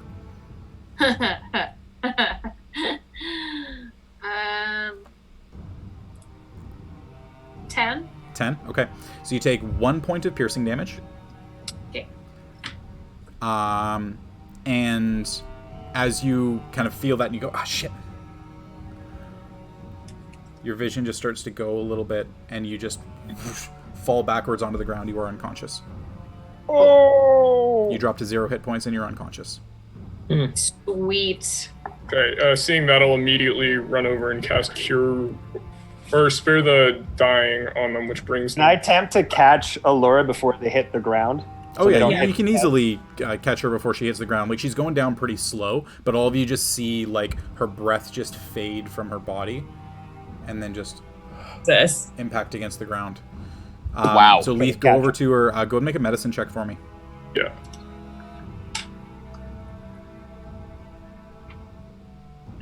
That is a 26. 26. The bread and butter, baby. Aluura isn't breathing. Okay. So Spare the Dying, would have no effect. That wouldn't have any effect. Okay. With that high of a roll, and with your experience, you would imagine that what just took place was some kind of a curse on Aluura. Okay. Ooh. Interesting. Then I'm going to... Aluura, I need you to make a death saving throw. Okay. Nice.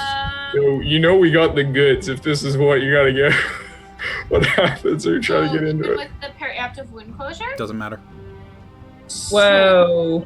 Fuck. So I've never done a death save. What do I do? So roll a d20. Oh. Roll a d20 nice. on a No, because 10. of the- Yes, on a 10 or higher, it's a success. On a 2 to a 9 is a failure, is one failure, and on a natural 1 is 2 failures. Okay. Okay, I rolled an 18. Okay, so you succeed once. You don't mark it down plus on your character 18 sheet. Plus 2, right? Yeah, so 20. It doesn't make a difference, but do not mark a success down on your character sheet. Leif, what are you doing on your turn? Yeah, I want to cast... oh my goodness, what is that? Remove Curse. That is a... Fuck, what is that? 3rd level. I don't think I have... Oh, I do have a 3rd level, yeah, so I'll cast Remove Curse at a 3rd level. Okay. Specifically trying to focus on whatever is causing Aluura not to breathe and kill her. So you as you kind of did your medicine check, looking over, trying to figure out exactly what the hell is going on, you look at her fingers and you notice that there's black spidering energy that's kind of traveling down her fingers and starting to go further down her hand and start to go into her veins in her arm. You cast Remove Curse. Is there a roll for it or anything, or does it just happen? I'm double checking. At your touch, it's like, this is up to you as the DM, but I'll read it. At your touch, all curses affecting one creature or object end.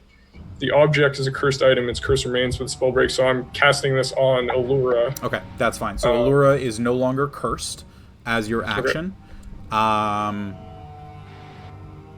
So everybody kind of noticing at this point, Leif, you went over and you're like, okay, it's fine, I'm going to be okay here. And then you realize something's wrong, and then Aluura is completely still. Does anybody else in the party want to do anything after Leif casts Remove Curse? Leif. I was gonna say I was gonna be watching for what Leif was doing to try and help, and if I saw that she was improving, I would immediately cast Cure Wounds at 1st level, which is all I have. But okay. All right, so you walk over and cast Cure Wounds on Aluura at 1st level. Yeah. Go ahead and roll. After I saw that Leif had after casting the Remove Curse. I think that's a D4. So. Cure Wounds is a D8.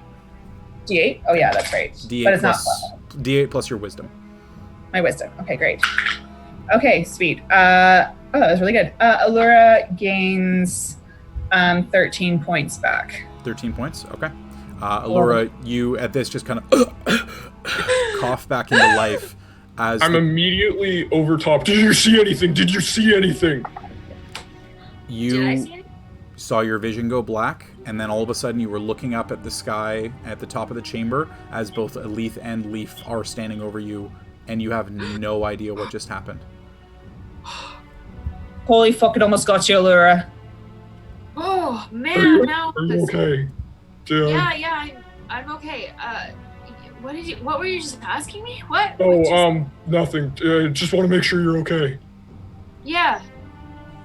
Oh, Okay. that's a sneaky little. Ugh. I'm like Oh my gonna kind of like goodness. look over. Yeah. Is the when I opened it, it opened. It did correct? open, so you were able to open one end of it. The spikes are still, the needles are still extruded, but you've got at least got Okay. the glass tube that you can now grab, and you see that the scroll is accessible inside it. I'm gonna kind of like sit up. I'm still like sitting with my like legs kind of out, but I've got this thing. Yeah, in there take your now. time. Don't. Want like some water or something, or? I'm gonna pull the scroll out. Leif, why don't you take a look at the scroll? I'm gonna start like. I've got like a pack of like tools and things. I wanted to start like snipping off of these like spikes and putting them into a like little jar. Caltrops. I'll say you spend a good couple of minutes trying to do so. The metal that this is made of, you can't seem to break with your tools. Can I click it back? Will they like back in? You can try and make another sleight of hand check if you'd like.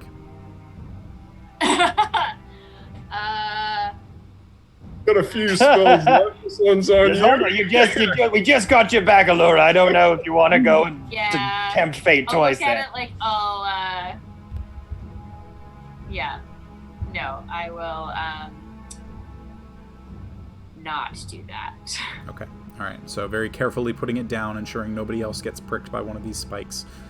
You all, I guess, sidle up to take a bit of a short rest. I think we're gonna do a long rest. Oh, I was thinking. I don't think it's I think we're just doing short for. Not late enough. Yeah, that's fine.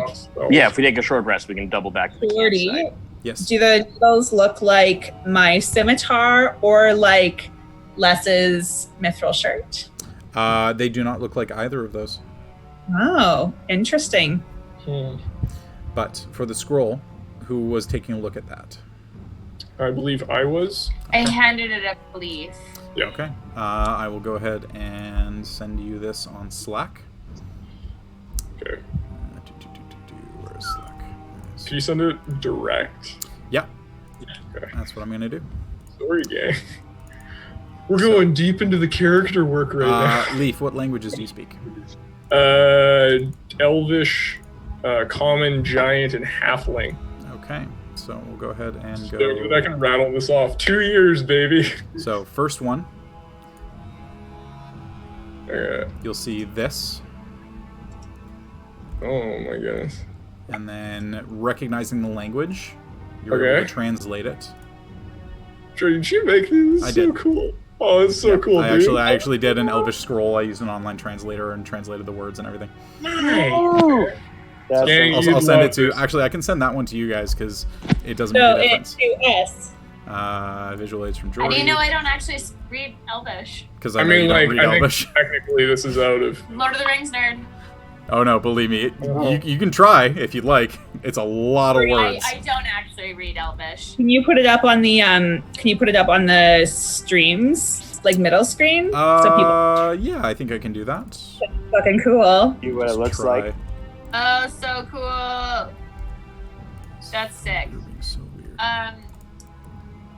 Yeah, I will also be having something, but I'll wait till this is all wrapped. Alright, so we'll go ahead and Oh. pop this up on the stream. Just give me a second here.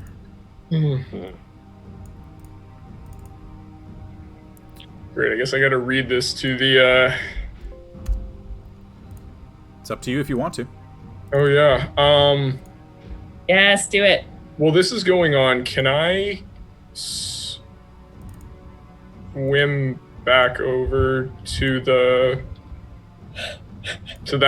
like, where everything, or sorry, the chest that I opened, and look in?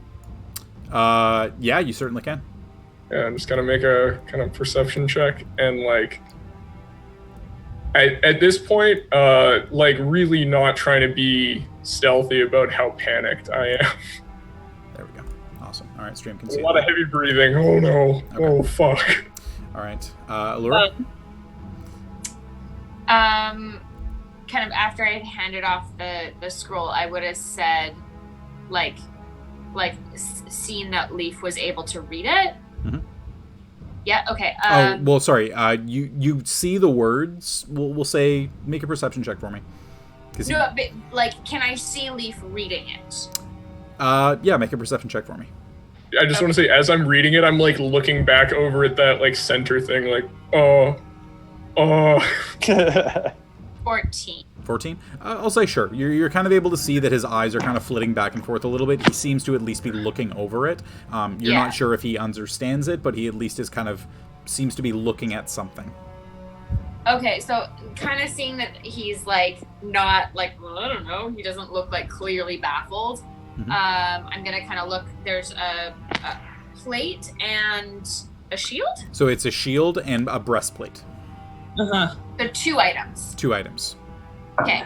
I'll kind of like hold them up and be like, what do you guys want to like know about? So I'll give you a little description of each, just so you can decide which one you want to look at, because they are a little different. For the shield, the shield is a small iron round shield. Piece of armor is very unassuming. The only adornment is a pair of crossed axes recessed into the center of the hostile-facing side. The armor, a tarnished but sturdy iron breastplate. This armor shows signs of battle proudly. Weapon-dense arrow impacts and blackened scorches from spells and fire adorn all sides. In the center of the chest, the single unblemished area is a roaring lion's head of solid gold. Cool. That does sound pretty cool. Do they appear magical at all, Jordan? You can make an Arcana check for each if you'd like. I would love to. Go for it. We'll do the shield first. Okay. Okay. That is a Arcana, yeah, Jordy? Arcana, yeah. 28. 28? Yeah, shield does appear to be magical in some way. Sick. And the breastplate, that is a 16. 16? Breastplate is a bit tougher to tell. There's enough weapon impacts against it. It looks very functional. It looks very well used. But looking over it, you're not entirely sure if it's magical. Okay. Well, let's check them out. What do you think? I only have enough energy to really look at one. I can look at one later, but right now I can only look at one. I vote armor. Seems Yeah, cool. I would say the breastplate in case we run into more trouble here and someone wants to throw it on. Yeah. Breastplate? Don't mind me. Okay, I'm I'll swimming cast- right now. Yeah, you're kind of just trudging your way across, making sure you keep the scroll above water. Yeah.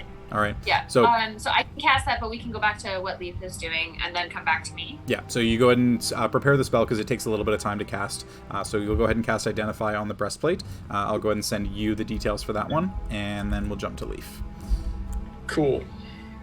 So Leif, trudging across, keeping your head above water, doing your best to make sure that you don't dunk the scroll underneath.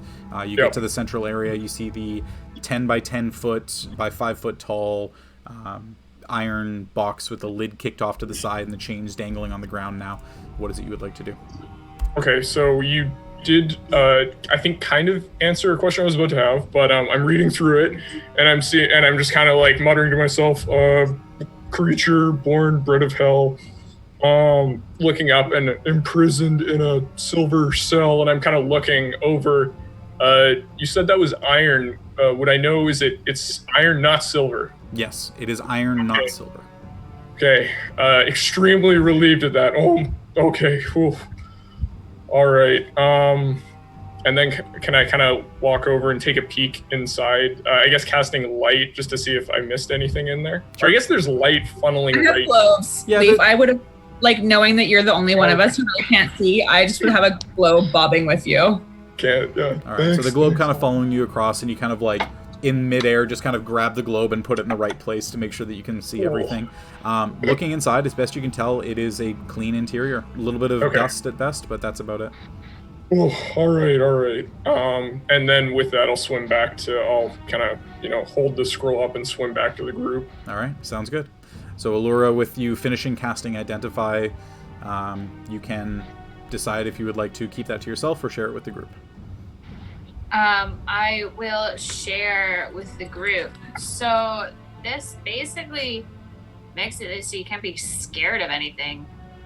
Yeah, and it gives you a little bit of like health boost, kind of when you're fighting shit. Wow, that's pretty. cool. Yeah, so Really cool. that's Aluura talking about it. Yeah. But so while wearing and attuned to this breastplate, you are immune to being frightened by any creature within 120 feet that you can see. While you are in combat, you gain 3 temporary hit points at the start of each of your turns to a maximum of 10. When there are no hostile creatures visible for 1 minute, you lose any remaining temporary hit points. What So kind then of... sorry. Go ahead. I was going to ask what type of armor it was, if that came up for that as well. Medium. Medium armor. Medium armor. It's a breastplate, so its base AC is 14, and then a maximum of 2 dex bonus, so the highest you can have for the armor is 16. Oh, I think that's what I think that's what I used.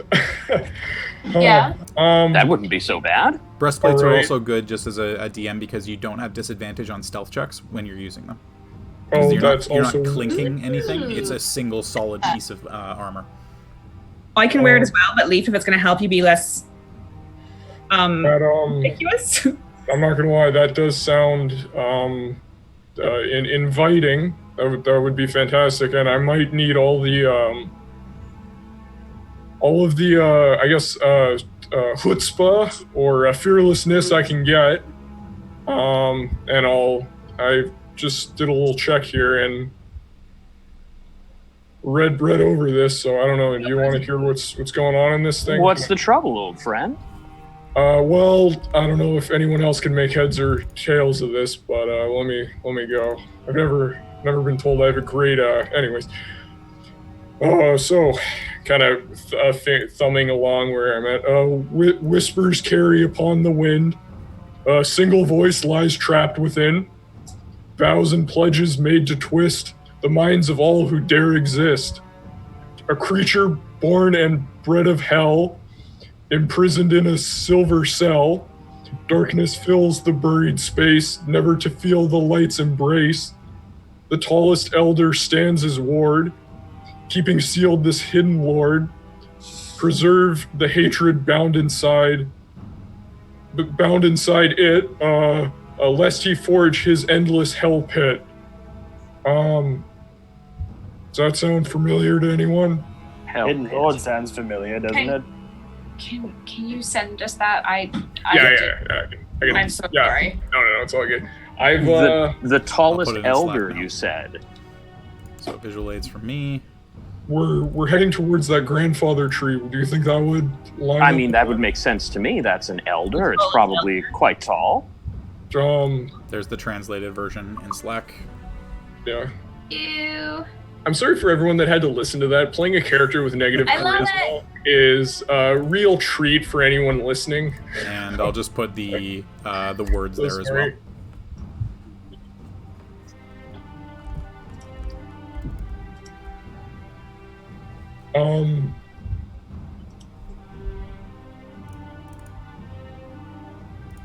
Where's the Slack? So yeah, that's where I'm at. I don't know if anyone. We should Sorry, go ahead. No, I'm good. I was just going to say, does it sound familiar to me or to anybody else about silver being used as like a binding to prevent, I'm guessing, like demonic or fiendish creatures from... I mean, we know about the werewolves, but...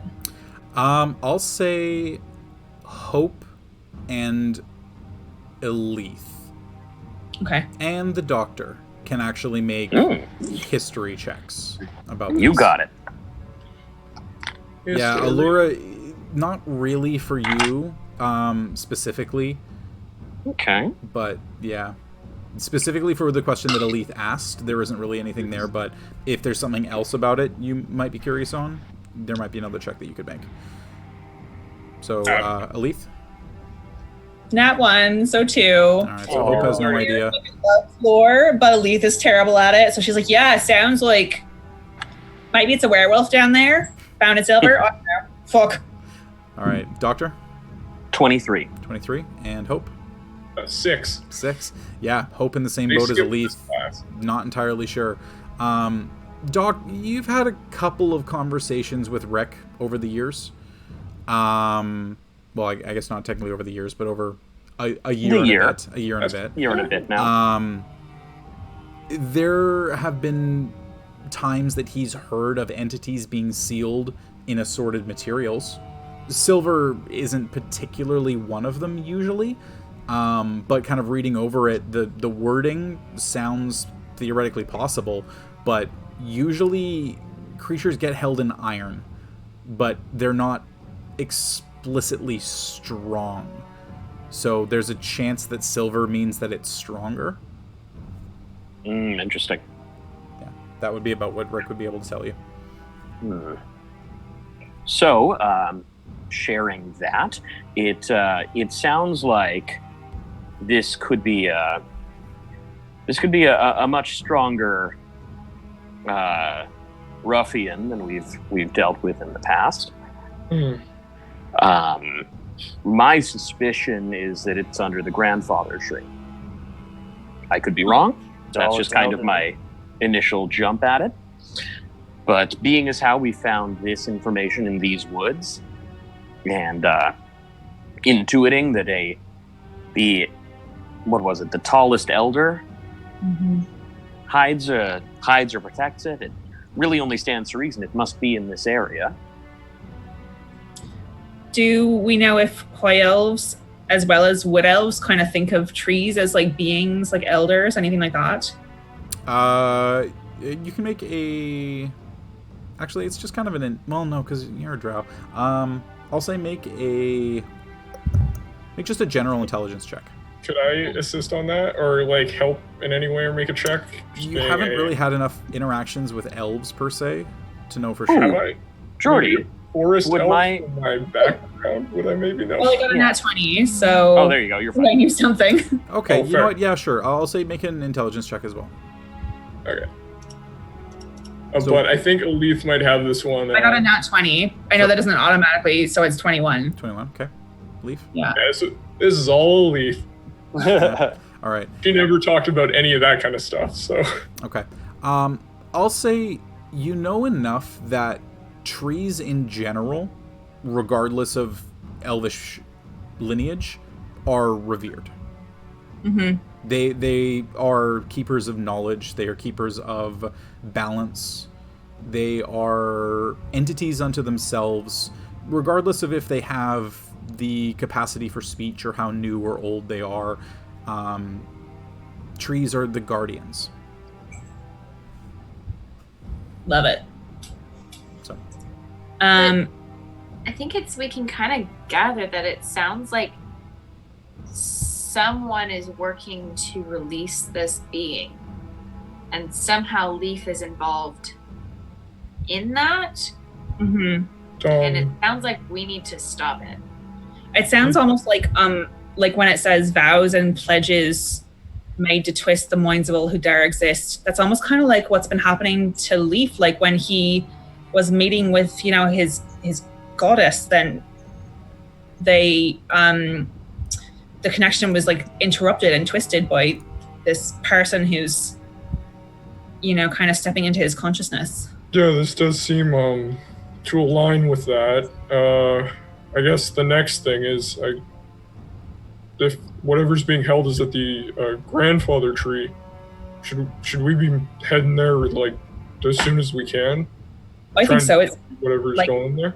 Yeah, somebody might be trying to free this person.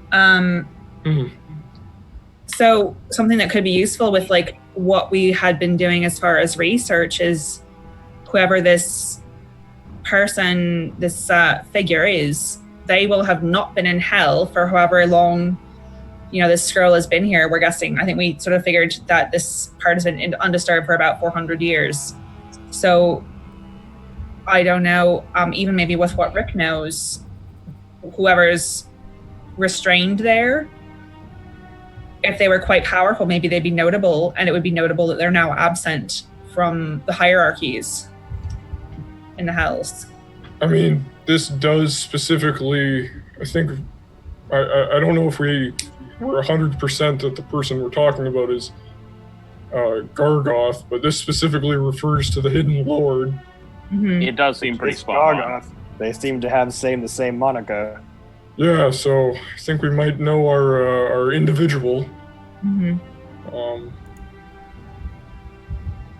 I don't know, should we finish resting up and head out?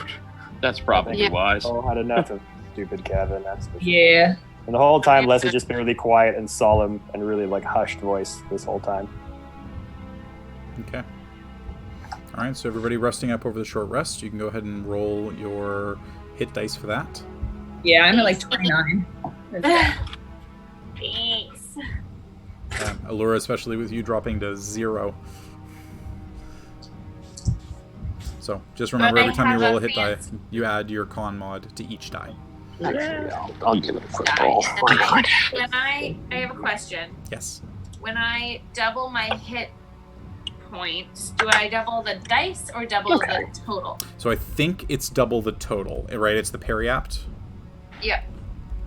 Wound closure. I think it's I've asked that's this before, fine. and I think it's double the total. In addition, whenever you roll a hit die to regain hit points, double the number of hit points it restores. No, it's just... Well... Hang on, let me double check this. There we go. Leif, are you taking the breastplate? Do you need to attune to it? You might want to do that now. Oh, geez, yeah, that might be. It requires attunement, I'm not That sure. would be fantastic if you don't mind. Yeah, go for it. Yeah, Wow. I think it's a good idea for you to have that. Cool. I'll kind of get slipping into it. Yeah, the roll is the hit die plus the con mod. So you double the whole thing. Cool. Okay, so Cool. I will do that, and then Hope will also. Y'all, I'm pretty tapped on hip die. I think when we can do a long rest, it'd be good. Yeah, I think we're definitely angling for that. Jordy, what time of day is it? You guys have no idea. You're so deep underground, and with how long you've spent looking around, how long you've spent resting, best you can figure you've been on the go for 5-6 hours, maybe. Okay. Like, I know that obviously we have no way to tell time, but I'm pretty used to kind of knowing how much time is passing underground. It's less so about knowing how much time is passing underground. It's more so just the beatings that you've been taking from these assorted creatures without kind of getting a feel for anything. You're not entirely sure. Just flavored by some friendly light concussions. Yeah, exactly. Leif? Could we at least make a brief guess based on, I believe, the area above us, that hole had sunlight, right? It did have sunlight coming through it, yeah. Would we, like right now you're so far down that you can't see that. If you were to get up to that chamber again, you could see if there was light still coming through. Okay, cool. That was more like, is there still sunlight? Yeah, it's more so that you're from where that hole was, because the roof of that chamber was 50 feet up, and then it's 200 feet down. You're trying to see a pinhole of light 250 feet away. You just don't see That's fair. It's fine. We should probably just rest up for a little while here anyway and find somewhere more secure to camp for the night. Sounds good. Cool. Are we wanting to go farther into the Starmount caves to try and cross the mountain range? That's the quickest way, it sounded like, to get to the grandfather tree. I know we kind of want to go back to the horses, but I think under the circumstances, perhaps we should try and prioritize making it there. How far around was it? From where you guys are right now to get to the grandfather tree? Mm-hmm. Give me a sec. So I was going to say, if we're still right at the start of the Starmounts. I feel like we are. Yeah, you haven't really traversed much. You kind of got not sidetracked, but you found a separate passageway that was seemingly designed to be hidden. Oh yeah, we found this whole thing. Or Les found it. So, for the grandfather tree... the grandfather tree would take 10 days to arrive from that Trifork in the path. You guys traveled 1 day to get to the Starmounts. So it would essentially be the better part of 9 and a bit days if you were to go back to the mouth of the cave and then set off following along the road again. Okay. And if we went through the Starmounts? You don't know. Oh, okay. You're not sure if there's an exit on the other side. It's just something that you thought might be a faster way of being able to go through the mountains to get out, but nothing in the the nothing in the brochures tells you that there is a path that actually goes all the way through. Man, really could have used Carden right about now. He told us everything about Waterdeep. That was awesome. Okay, so maybe actually it'd be a better idea for us to go back to the horses. And then that way we'll have them, and so we can keep. One other thing as well that's just a minor thing: traveling on horses is a lot faster than traveling on foot. Well, that's the point of my thought is like maybe we'll find a shortcut to get us out to the other side and shave off some time. But then how much more time are we gonna have to on the foot? So hitchhiking. Do you want to spend half a day looking around? Like around the mountains to see if there's anything else we can find and then head back, like give ourselves a because if we find a path that's like a very clear path, well, we can see if there's anything else. Not a bad idea. That passage that we found that this came down from, like the gem area came down from, or that the area that the sort of other water tentacle creatures were in. Yeah, we've had a real run-in with tentacles in this fucking cave. A lot of tentacles. Way more water than I expected we'd encounter in a mountain. But that's for ground hive, yeah. More waters, more tentacles. Yeah. That's like starts to say something, and then just it's not a good time. Sorry, Les. You were gonna say something. What's going on, dude? Oh no, it's a joke. It's fine. Oh. Don't worry about it. Tentacle water, and just kind of like suddenly walks away. So. That's fair. So sorry, have we finished our short rest, or? Yeah, you've just been chatting a little bit, kind of wrapping up the hour while you were underneath. Doctor, you feel your spell ability come back to you at the end of that? Love it. Everybody kind of feeling a little bit more rested, tending to some of the wounds, making sure that everybody's feeling as best they can, and you now have the rest of the chamber to yourself and a way to get out. Who wants to fly? Okay, I see two hands. Let's go. Let's get out of here. So Aluura and Elethe, with fly cast on you two, reaching down both hands as Leif, Les, and Hope, the three heaviest party members, grab onto your hands. I'll pick up Les. All right, Aluura will pick up Les. Elethe, who do you want to take? Oh my gosh. I'll take Leif. He's Leif? carried so many times. All right, oh my goodness. Doc, you kind of leaning down and getting Hope to hang onto your feet and kind of grab onto your ankles a little. The three of you just in procession start to fly your way up and out, and eventually come back up into that top chamber where the fires have subsided. The doorway, the exit, the broken part of the wall remains broken, and the passageway is available to you once again. And you kind of looking up a little bit, especially wondering if that light was still coming through. It does still seem to be coming through. It is a little bit less intense as what it was earlier, obviously, since you took a 1 hour rest while you were down there, but it does still appear to be some semblance of daytime. Okay, when we touch down, Elethe is like 1 to 2 inches taller from carrying a 400, from getting pulled down by a 400-pound fur bulk. So. Oh, yo, the passageway's still busted up, yeah, Jordy? The passageway was sealed off when the chamber sealed itself. It now, all of those rocks seem to have vanished again. It seems to be part of the enchantment where the passageway is still now available to you. Oh, good. Okay, all's good. We are ready to, everyone remember what we need to do to get back safely? I believe so. Hold my breath. Shall we just repeat those steps, perhaps? Not talk about it too much? All right. That's good. So you all Allura's start... gonna fly as long Wink, as she wink. can fly. Allura, you're just going to keep flying? 100%. Yeah, it lasts for 10 minutes, so you may as well. Yeah, have fun with it. But like, I'm not keeping track in my head, so there Oh, will be no. a point where I just fall. Yeah, you're never going to fall from that high. That's the good part. So Is our flying speed faster than our walking speed? no, it's flying speed equal to your walking speed. Okay, because I was like, if we're faster, we'll just like zip through the area where we have to hold our breaths. But I'm picturing Robin Williams and Pan, just the Whee! You're doing it, Peter! Doggy paddling through the air. All right, so with Aluura flying, leading the way ahead, you hold your breath and kind of bump your head into the wall and pass directly through it onto the other side. Everything looks exactly as you left it about an hour and a half ago at this point. it's only been an hour and a half. Fuck. Good lord, it feels like 2 weeks. That fight took, what, like Well, 12 the seconds fight or was only about 30 seconds? 24 seconds. About 30 seconds, give or take. The fight with Strahd was like less than a minute. It was like a minute or something. Fight with It was Strahd something was like 7 that. rounds. So a minute and 6 seconds. Yeah. Samurai Seven. style. No, not Quick- not quick and even. It fast. was 42 seconds was the fight with Strahd. Nice. Longest Mine hold. is that good. None of us are legit boxers. Like we're out after the first round. Yeah, Yeah. exactly.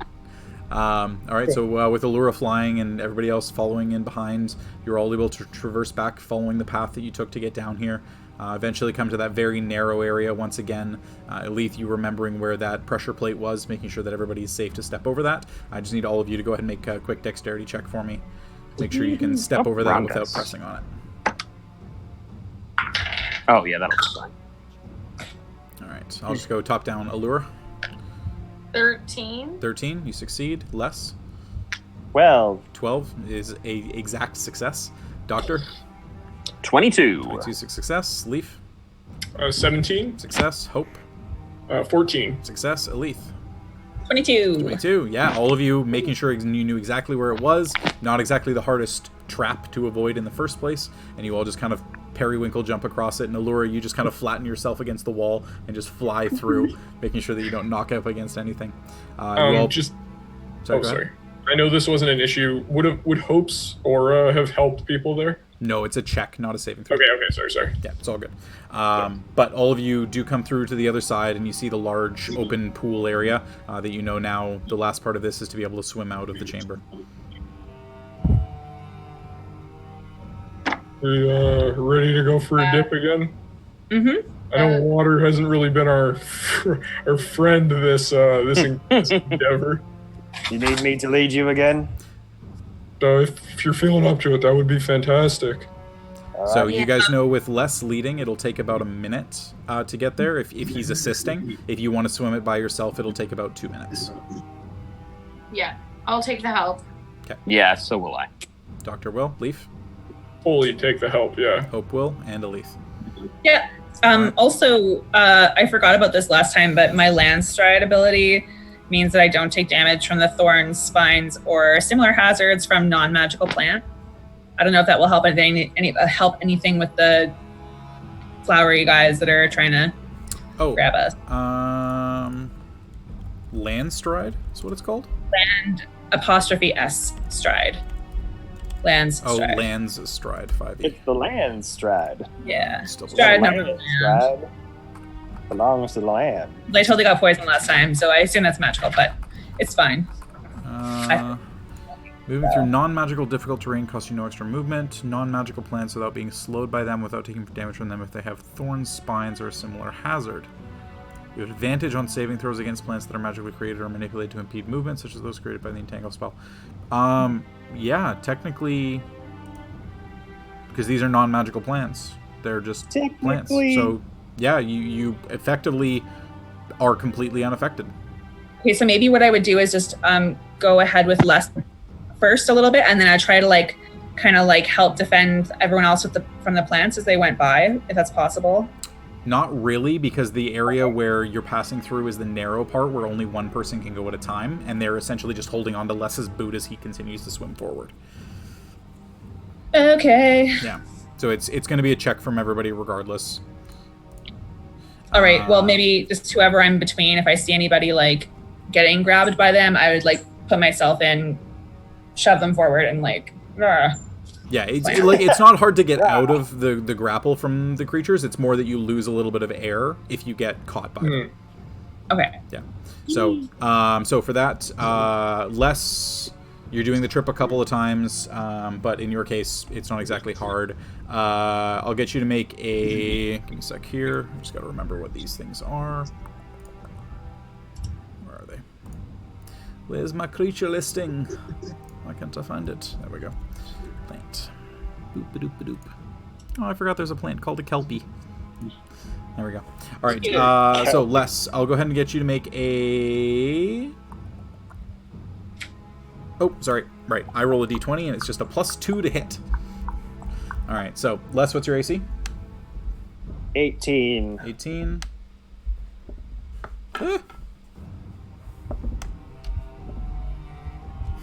Oh, almost got a natural 20.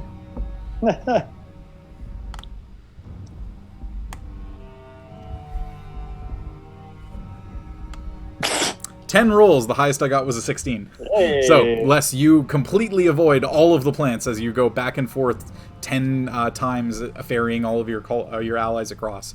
So I continue just to talk really softly and short and hushed to everybody. All right, sounds good. So Aluura, or who's going first with Les? Does it really matter? I'll go first. Leif? Okay. So Leif, that's going to be a 4 to hit you. Okay, I think That I misses. got it. Yeah. All right, so that's the first one. Who's going second? I'll go. Okay, Doc. That's a 9, so that'll miss. Yeah. Third. Who's going third? I'll go third. Aluura? Okay. Aluura, that is a 13 to hit. So, I'm sorry, what? It's a 13 to hit from the plants that are trying to attack you. Oh, okay, cool. Yeah, that doesn't hit me. Okay. Fourth. Hope. Okay. Hope will go fourth. That's a 12. And yeah, Leif, there, yeah. obviously you are unaffected, so nothing comes to assail you. Nice. So everybody getting through with no issues whatsoever. You managed to make your way out on the other side. A little waterlogged, but feeling a little bit better now that you're in a room with a little bit of light. Some of the cracks in the ceiling and things are starting to shine up a little bit more. So I'll go ahead and pop us back to roll 20 and put you guys back in the right place. Choo. Did we want to look a little further down there, or do we want to play it safe and call it a day? Couldn't hurt to take a peek. Well, I think it's fine. There's that room close to the front, the mouth of the cave, where there was a campsite, which would be pretty easy for us to do a nightly camp in there. Yeah. I think Sorry. we're Let's do that. Allura, maybe like if we find something, or if we could always see if the Wand of Secrets pings anything. If we go any further in, there's something interesting. Yeah. I can definitely pull it out. Yeah, I'm using that. We've got it. It's at a full charge, so. And you'll gain at least 1 charge overnight, so may as well try it. All right. So you've got the little bridgeway to walk across. You see the dead ropers are still floating in the water. Some of the blood and the rock are just kind of leaking out from their sides, and you're able to cross across that central bridge and make your way to the far side of the chamber if you'd like. Yeah. All right. I'm going to just move everybody up there. All right. So, looking ahead.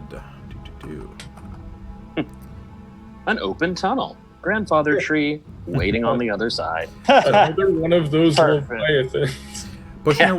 Pushing your way past the last of the stalagmites, the path continues for a few hundred feet before forking to the left and to the right. I'll go ahead and put you on a new map here. Of course.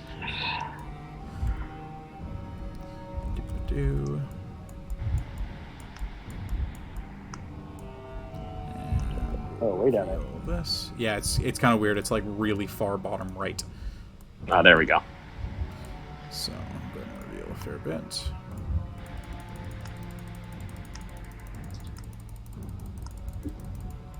There you go. So all of you are kind of able to move up a little bit further and get a bit of a better view of what you'll be looking at moving forward. Another fork in the road? Another fork in the road. You've got a left and a right path. From what you can tell, the left path seems to be a little bit narrower. It's not narrow per se, but it's like 5 to 10 feet across, whereas the right path is a little bit wider. You notice that it seems to be 15 to 20 to 25 feet in most places. Jordy. No, sorry, you go ahead. I was going to say, can I look down at the ground again, just try to determine like if one path is more treaded more than the other? Sure. Go make a nature check. Or sorry, a survival check, I should say. You want some help, Les? Yeah, for sure. From the keenest tracker I know. All right. Go ahead and Elethe, make a survival check. Right. It's a good idea. It's hard to tell in caves, though. Let's see. Actually, so I do actually get to add. I hadn't been paying much attention to this feat before, so if I pull it out of nowhere, this is kind of where it's coming from. Is I just ignored it. But with Natural Explorer, I do get to add. I get to double my proficiency bonus for skills that I'm proficient with in my favorite terrain, one of which is mountains. Oh wow, yeah. So you get the additional +4. +4. Yeah. Yeah. Solid. So, So I get to roll with 13 bonus on Not survival. bad. Jesus. Yeah, I should have paid more attention to the speed before. Sometimes it's just like the ranger stuff is so specific that like It just flies by. you're using it, yeah, it just like Yeah. anyway. No time to shine. That's gonna be 29. 29. Les, what'd you get? 13. 13. Les, you notice that there seems to be some movement. This one does seem to be used a little bit more. You don't really notice by what. And Elethe, you Which notice one, that left or right? the right path seems to be Okay. used a little bit more. Elethe, you kind of looking at both, you notice that the right path is definitely used, and while Les is looking at the ground and like pressing his eyes to the ground and trying to get a feel for the land of everything, you kind of are just looking up along the walls and along the sides, and you notice that there's, you know, obviously some cracked rocks here and there, you know, little signs of wear and tear that you would normally expect to see, and you start to notice a little bit further ahead that there are some very deep grooves and gashes in the walls that you would imagine would be associated with some kind of claws of some kind. Or Oh, something that's like good. burrowing through here or something. Possibly. Okay, so and the marks are on both left and right of Left the and forks. right, and you look a little bit up further with your dark vision, you notice that some of them are on the floor as well. Okay. None on the ceiling, though. So there are some gouges. It seems something pretty big. It uses these paths to traverse. It could be something like a burrowing mark, or it could be claws or something. So yeah, just so you know, none of us is feeling totally up to taking anything else on right now, I think. But Sure. yes, you're right. The right path is getting used more, but in the case of these marks around, I'm not sure if we want to meet whatever's using it. Well, it does go both ways, so Mm-hmm. I'm not sure. Either way, this creature, whatever this is, could be around, but this right path does seem to be more treaded, so that could be the usual way to get out from the other side and not get sidetracked. But I could, like, I don't mind sneaking ahead a little bit. If I don't have my globe with me, I'm invisible to something using dark vision to see me if there's no other source of dark. So Now, Elethe, I don't mean to be I know. spoiling your fun. I definitely get hurt when I go off by myself, but that was, I definitely wasn't as sneaky as I am now. That's fair. All I was going to offer is that I could have Rick actually be invisible and take a look. Yeah, that would be great. I don't want to spoil your fun, though. If you want to go, go. I don't really want to meet whatever made these claw marks on the wall on my own. I was just if you thinking if want we some, need to scout, I can scout. if you want some recon, I mean, Rick could go with you. too. Yeah. I don't mind if Rick goes because I think that none of us is really, like I said, up to coming across whatever this is. I'll just add one thing because you did get a 29, which is just ridiculous on your survival check. One of the things that you would notice about the sides of the walls with how wide this passageway is, and the fact that the claw marks are actually on the walls, whatever made these was struggling to move through a 10 to 15 foot wide passageway. Yeah. So you would imagine it's probably pretty fucking big. So I'm also fine if we just go back and camp at the entrance and then go back to the horses. Like, It does seem. you I don't don't want know to push your luck. with this. Up to you all. I'll kind of do whatever. I don't mind going on more of an adventure, but if at this point our priority is finding the grandfather tree as quickly as possible, Yeah. we might. I don't know if we want to get waylaid or not, but it might also be a quicker way for us to get out if we just explore a little farther. But Jordy, just ranger stuff, like having kind of seen sort of what the mountains looked like from the exterior as we were going up, and sort of having seen the maps which showed about how wide they are. Yep. Would I have an idea of, like, theoretically, if there was like caves that kind of went sort of directly through the mountains, how long it would take for us to traverse underneath to get to the other side? As the crow flies, if you were to just go straight through on foot, day and a half. 2 days. Okay, so regardless of whether there's something here or not that we don't want to meet, it's still going to take us quite a while to go through these caves. So like a good day and a half, 2 days maybe if we get distracted, and that, or like a little bit more if it's not the right path. I mean, I'll be honest, I'm not much of a gambler. To me, it feels like we have a sure, we sort of know how long it takes if we take the horses there. But that's up to everyone else as well. Suits me fine. Let's just head on back. Turn it. Yeah. Stop pushing our luck, I guess. Either way, like I'm pretty comfy underground, but like I think we should. We got what we came for. Let's not get too greedy. We did get pretty lucky, yeah. This was, yeah. Mhm. Aluura, what do you think? I agree. Like, I think it'd be fun to slay something else, but that's not really what this trip is about. We're not really out here to just have. I mean, I fucking love monster hunting, but like, we're not here to do that. We're here to help Leif and to stop what this is. Yeah, and I mean, why don't we take a long rest overnight in that campground? Maybe we'll feel different in the morning, but definitely not right now. I don't think that we're up for anything major. I do think that we could spend a little bit more time in the mountains, but I don't think too many more days. We still have a clock on our freedom, basically. So, yeah, that's what I think. Jordy, thinking back to like that cave that we're talking about resting in the first part of the cave mouth, and then the entrance that goes into this wider passage where the stalactites and stalagmites and the other tentacle guys were. Are all of those areas wide enough for whatever made these claw marks to get through? Like if we rest in that front cave area, theoretically, could it come out to get us? Or is it narrow enough that we'd be kind of safer? The entrance to the cave is like 50 feet across. It's way wider than what this area is.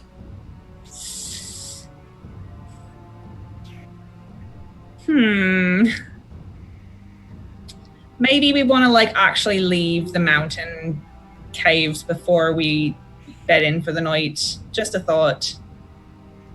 Yeah, I'm kinda not too down with some creepy crawly coming up and by. Yeah, I liked the idea of that cave with the fire marks, but before I'd seen these claw marks. So That's fair. Shall we, All right, let's get the F out of here. yeah, we get back. I think we have the time to get back to the horses, honestly, if they're all right, and make camp in the tree line probably. Might be a good idea to get to the horses anyway. We'll need them to get back. Jordy, can I just take a second just to like listen really intently, sort of off in the direction of the right-handed tunnel, just to see if there's like any movement or any sounds of anything moving? Sure. Go and make a perception check. Hey, good rolls. Perception. 22. 22. Pressing your ear. Doing the the exaggerated listening pose. If there is something there, it's either really quiet or really far away. I think it's best we move now before we alert our presence to whatever this giant burrowing wormy spiky hand thing is.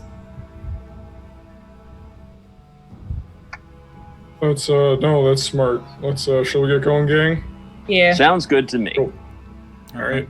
So pushing your way back towards the main chamber, and then eventually back out to the entrance, passing by the bodies of the ropers that had been destroyed in the water, and eventually back to the main chamber, out to the opening cavern, and eventually out to the front of the Starmounts. You find yourself standing at the top of that 120-foot cliff edge. And horses still waiting. We leave that cavern. There was armor down in those pools. I don't know if we wanted to grab anything. It was broken armor. Okay, yeah. There's broken armor and some money that I got. Yeah, Les, you already picked up the coinage. You did a pretty good thorough search. The coins seem to be the only thing of any real value that were there. While we kind of come out to the back to the entrance of the cave, and we see that familiar cliffside that we had a rope go down, I'm gonna like suddenly wait for everyone else to kind of walk a bit forward until Aluura's near me and be like, if you need help going down the side of the cliff, I can put down the rope for you. Just if you need it. Just if you need it. Going down is no problem, right? It's not. Going down is just a much lower DC, essentially. Right. Right. Going up, you're actively trying to climb. Going down, you can kind of use acrobatics, you can use athletics, and it's usually easier to do so. Okay. Knowing that we're going to do a long rest coming up. Yep. Anyone want to fly? Pew pew pew pew pew. Hope's like already flying. chalking up and like ready to climb down, but I always like flying, but I'm happy to climb down as well if you don't want to burn a spell slot. Well, I mean, Yeah, we're I'm happy going to- to take a sleep. Yeah. whatever It's word. much easier going down. I've got the, fighting gravity. So I mean, we could, we don't know if some shit's gonna come out. Who knows? Maybe we'll have to. Maybe whatever's in All there. right. All right, so playing it a little bit safe. So heading down, essentially leaving Les and Hope to be the ones up at the top, holding the ropes and ensuring everybody's able to get down. I'll get you guys to just make your choice of either an acrobatics or athletics check to descend. Aluura?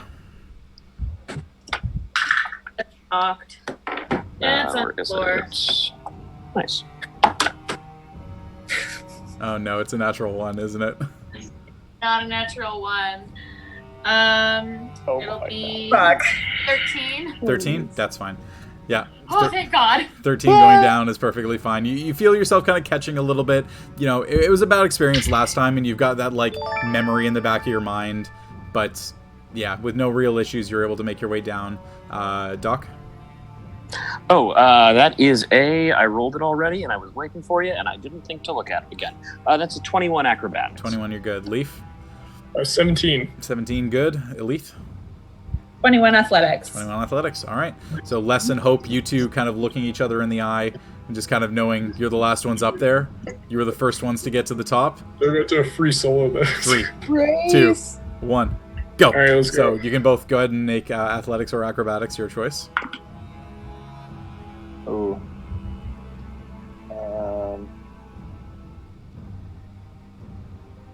Yeah, athletics for me. Yeah. So that's going to be a 17. 17, Hope.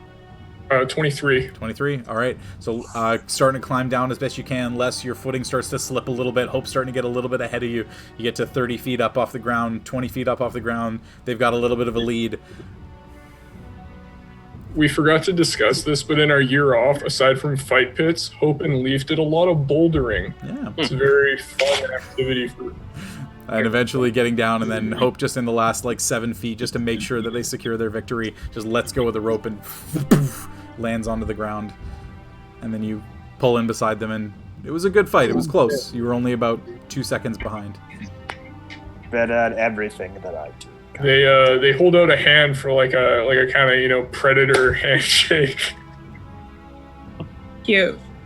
All right. So with that, you've got the horses all perfectly fine, still hitched to the hitching posts, all present and accounted for.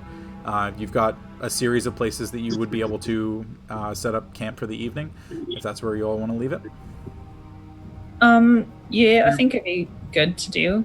Can we As I take that predator handshake with Hope, I just want to under my breath say, "Sorry, I stole the kill. Didn't mean to do that to you." Fuck, I can't do their voice. You don't have to respond. It's just something I'm saying under my breath, and they can just have a subtle nod to each other. They look you in the eye, and it's a look of knowing and understanding that in the moment passions are high, things get said, but we're all we're family at this point, and but it's all in a look you gain this. Nothing else. No worries. It's It's just the eyes. Yeah, the eye glints again from you get the anime eye glint. the eyes just turn a little bit blue. There you go. All right. So is there anything anybody would like to accomplish before going to sleep?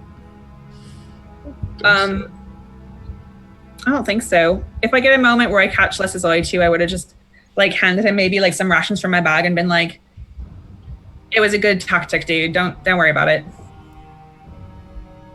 I would have, Can I take this shield and spend an hour before I go to sleep taking a look at it? The following morning, you would be able to cast Identify on it. Because I don't think you have ritual casting as a bard, right? No. Yeah. So there isn't really anything more than you would be able to glean. It's pretty clearly magical. You just don't know exactly what the nature of the magic enchantment would be. Okay. If we have like time before we need to start resting, I would maybe just try to forage around and see if I could like hunt any rabbits or find any like edible herbs or anything. Yeah, the forest is pretty plentiful with that. Just go ahead and make 2 survival checks for me. 2? Yeah. Okay. Can I join Elethe on that? Mm-hmm. Yeah, you're welcome to join. All right. 1 is a 5, 1 is an 18. Forest is also one of my favorite terrains. Say it. So it's actually going to be 18 is going to be lots, 30 something. 31, yeah. So you said berries first. So berries are a little bit tougher to find, but Lord knows you're good with a bow right now. And you just fire off a quick series of arrows, and you manage to bag 6 little edible woodland beings. Perfect. As Elethe is taking those shots with the bow and hunts those bunnies, kind of pipe up and just say, like, thanks for sticking up for me back there. Look, I get where Leif is coming from, and I think he's feeling real worried about what's happening and really responsible for it. And, he and Help are very close, and seeing them go down was really hard for him, I think, because he takes it as his responsibility to keep everyone in the group healthy and alive. But I don't think you did it wrong by trying to try something new. Like, I think you're trying to grow and change and develop your new skills. And sometimes we make mistakes when we try things that are new to us. I wouldn't say that it's was a very dire one. I think, or barely even a mistake. I think it was just a bad circumstance in terms of timing. And then that Leif was really scared that people would get hurt that he cared about. Feel like I don't know who I'm supposed to be anymore. I've been away from home for so long, and I took a lot of what past experiences together, and I got everyone in trouble a lot, and I thought with my head, and I've tried really hard to change the way I think and how I react in those situations, and it just feels like no matter what I do, I can't get anything right. I can't get back home. I can't fight right. I can't help anybody the way they need to help. I just feel useless.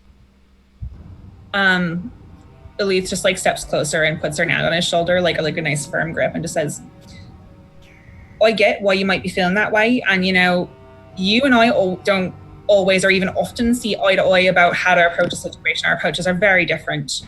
I'm a hunter. I can be impatient sometimes, but usually I take my time and I like to suss everything out about a situation. And sometimes, as in Barovia, you run in, just see what happens. But both of our approaches have benefits. There's been plenty of times where you got the advantage by being aggressive, or that we learned more because of what you did. And neither of them are really right or wrong. As far as group consensus, it just goes by however we all kind of agree together. But I don't know,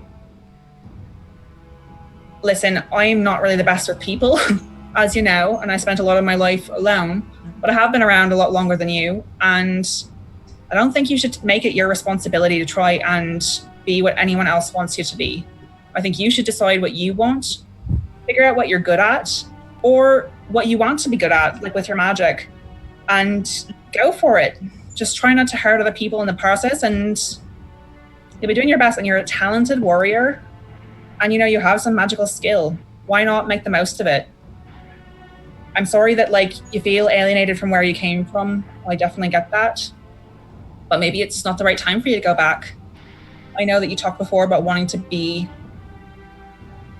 someone to be proud of with a reputation. You wanted to return with, evidence you'd killed Strahd.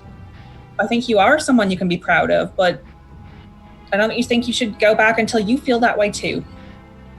And I hug him. Oh. I hug Elethe as well. She's like, thanks. I think I needed that.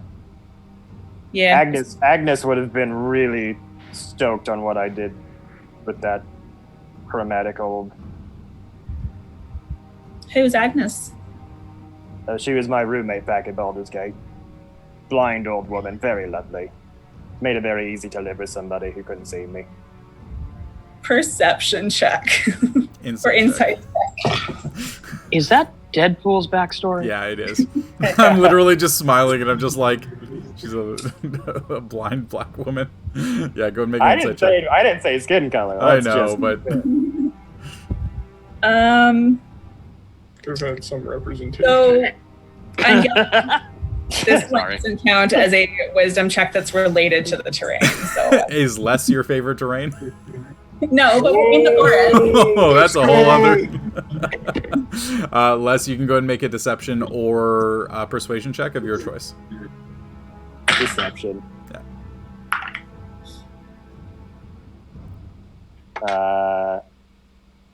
+3. I got a 14.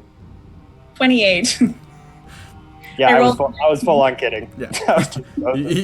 He's saying the words, and it's kind of the thing where like his mouth is sniggering, going. Right. I thought I was getting some rich backstory for a second, but then I realized he's just trying to fuck with me. Yeah. Okay, buddy, it's hard to be vulnerable. I just like punch him on the shoulder and be like, Toxic these masculinity. rabbits. I'll show you how. It's real easy. So you start pulling the guts out, and then you just gotta make sure that none of the like shit from their digestive system gets into the meat because it'll spoil it. So just be real careful, okay? It's very different from put squid. it open Okay, and yeah. All right. So over the better part of 10 to 15 minutes of skinning, removing entrails, taking off any available meat, and you walk back with a good 6 rabbits that you were able to bring back to the party, one for everyone. Small bowls of fruit and berries as well that are from the forest. Is there anything anyone else would like to do before going to sleep? I mean, I know he's a hot topic right now. I wouldn't mind and try to get edge less out of a conversation to talk to him. Yeah. Les, are you feeling up for it? Yeah. All right. Cool. Yeah. So I don't know. I guess we'll if we're in a forest, try and wander. I gotta take a leak. Les, you want to get my 6 on this one? Les, come to the bathroom with me. Yeah, come on. It's scary out here. Just kind of awkwardly, just okay. Since Leif has never asked me to watch him as he pees, but sure. Yeah. Look, it's a new thing for me too. All right. Don't yuck his yum, Les. Yeah, come on. I thought the whole thing today was we were trying new things. It's a new dawn. It's a new day. Yeah. So, anyways, kind of do the. Just sort of wander off. Say, well, I mean, first off, I'll apologize. I came off pretty hot in that fight. I'm sorry if that upset you in any way. Definitely letting my emotions get the best of me, and it's not ideal. So I'm sorry. We square there and kind of hold out a hand. Yeah, I'll put my hand out and shake it and say, "Yeah, we're square, man. Don't." So okay, because I got some shit that I haven't really told anyone else, and you might kind of be the. There's 2 kind of things here. One of them, if I'm correct, you've mentioned Ostilian in the past, right? This dragon that's talking to you. I've been getting when we were in that chamber, something pulled me into that hellscape that I saw in my dream. That really shook the shit out of me. Whoa. I mean, so I guess what I'm saying is I'd like to couch my apology in that. That was a little surprising, but I'm not great. In my life, I've encountered deities maybe on my own. I've prayed to them. This is something completely new. I know for you, what you're experiencing is completely new. I guess I'm just kind of wondering, keeping it together, what's sort of the tip there? Because this is heavy, man. I don't know. Keeping it together. I mean, all you can do is hope for the best. Take everything one day at a time. Know that you're surrounded by people who care about you, love you. I mean, none of us would be here. You know, we all are here by choice, and I mean, these things can be scary. I mean, there's been a few times where I've been very scared myself, but I mean, as darkest as it seems, maybe this is all for a reason. And certain powers, certain destinies, they can be forged by good or ill, and I'm just... he's just kind of like a little lost for words as he's trying to like express himself. Man, I appreciate that. You know, it's not a... Yeah, I know I've said this. I look up to you, man. You always kind of, know, you seem to know what you're doing. I guess maybe that's where I got a little thrown off. So I'm sorry about that. My second question or point I was going to ask, have you had any success in getting back to the plane of water? We haven't really talked too much about that. You and me, at least. Yeah, no. I've been stuck here this entire time. I've tried. Lord, have I tried. I've sought out powerful magic users, but apparently finding a gate or someone who can get you to a different plane of existence is apparently very hard. Yeah, I don't know. I've tried seeking out people, but no one's come through my path or has the capability of doing so up until, a bit recently with some of the folks that we've met, but... I guess what I'm saying is no one's coming to your path yet. I've done a bit of, research, reading, communing. At the rate we're going, I mean, this might be something I can help you with. Wait, you know how to get to another plane of existence? You could take me to the plane of water? I mean, I've read, if I understand what I've read correctly, I have a good chance at that, yes. And I guess to your point, saying why, getting brought together for a reason. I can help you do that. You're helping me out. It's the least I could do. I can't do it today. Might not be able to do it tomorrow, but I know as time goes on, we get stronger. This will be something I can do. So we end this, and I'll hold out my hand again, looking for more of a firm grip. And I'll just kind of bat the hand away and bring him in for a huge hug that's like kind of around his waist. Yeah, it's like kind of, hey, and kind of just awkwardly pat the head, like, we got this, dude. It'll be good. If you can get me back home, I swear I will kill a million things head on. I will not think twice about being safe whatsoever. I will just do whatever you tell me. I don't know if that's the takeaway, but, But think first, buddy. I hear you. I'll never, ever think tactically ever again. We'll talk this one out on the road more, but yeah, just thought I'd let you know. Now, anyways, and I'll kind of zip up my pants. It's the really awkward thing where Les has been hugging you with your dick out the whole time. Yeah. No. Sorry, that wasn't my hand down there. Let's go back to the camp. How does that sound? Either way. Cool. We'll roll back to camp. All right. So with that, Les and Leif coming back in, Les having a little bit more of a pep in his step. Leif is like awkwardly wiggling, like, oh my god, I didn't expect him to grab that. I just thought it was a leg, to be honest. Baby's arm holding an apple. So sorry. So sorry, everyone that's listening. Tripod. No, we're not. So, with that, turning in for the evening. Mm-hmm. Yeah. All right. Does anybody want us to keep watch? Yes. Yeah. All right. So, keeping watch over the course of the evening. Oh, Oh, Jesse gone. Jesse go. It's okay. I fix. He's quick fix. Just Hey, back. Just back. I'm back. Yeah, keeping watch over the course of the evening. We'll just say, for sake of brevity, nothing really transpires. Is there anything anyone wants to do over the course of their watch or anything? No. Pretty simple night.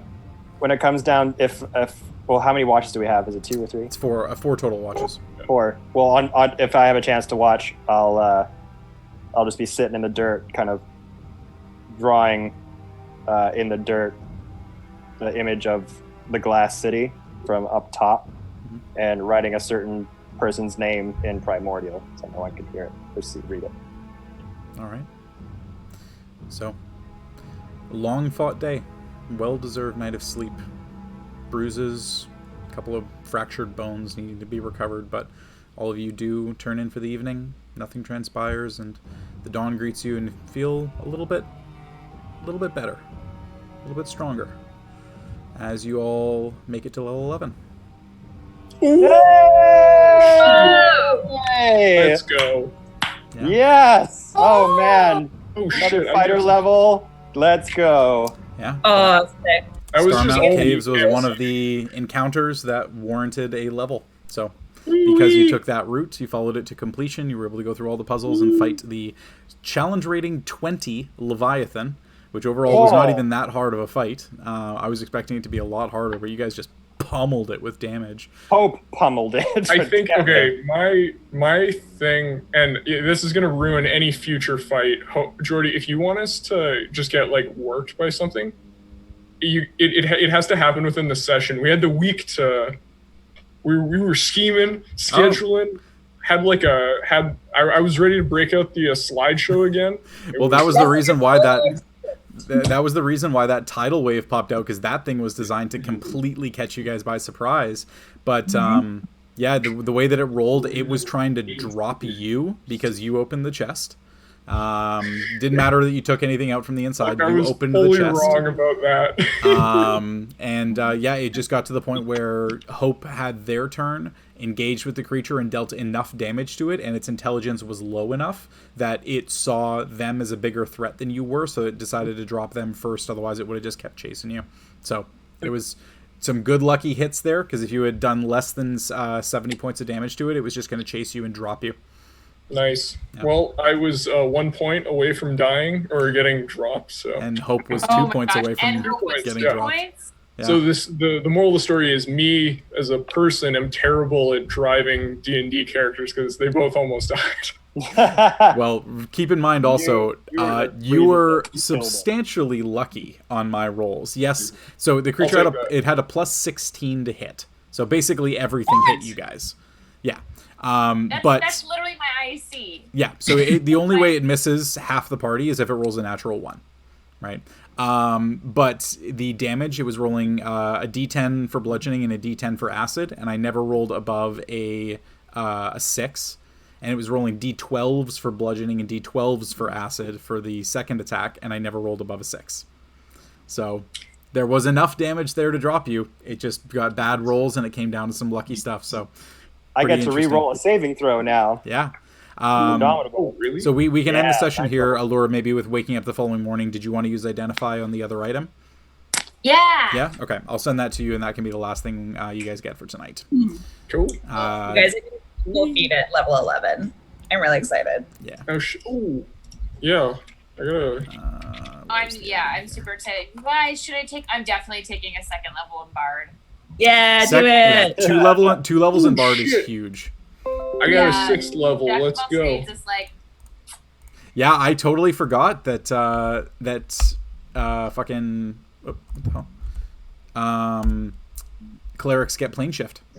Yeah, so 13th. So few more levels to go, less. 13th level, unless you can just describe a place, and Leif can just go, and you're all there. Holy shit. So Let's all go. of your work and all of your finding and all of your searching and all these books, and Leif just gets it. It was in front it. of you all along. It was inside your friends. It's friendship. Power of friendship. I figured I should kind of get that out of the, like, into the air, because I talked to Jordy about this, and every time you'd, like, gone off and asked someone, I was like, this is, like, a thing I can totally do, right? Like, I'm like, yeah. I just don't think Kevin has looked into clerics that much. I don't think he realizes that they can plane shift. And Les obviously has no idea. So it's completely fitting that he's going through and doing all this work and hunting all these leads and finding all these people and like, you super powerful wizard who can teleport me places. What can I do to get home? And it's ask your friend. Oh, Yeah. Friendship is friendship. brilliant. Can I just go home, please? Can I just get... So, Amanda, do you want to read out what the shield does?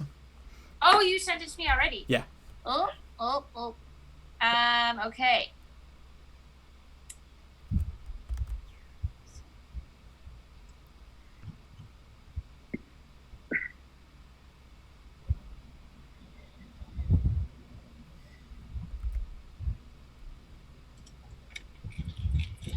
Whoa, that's cool.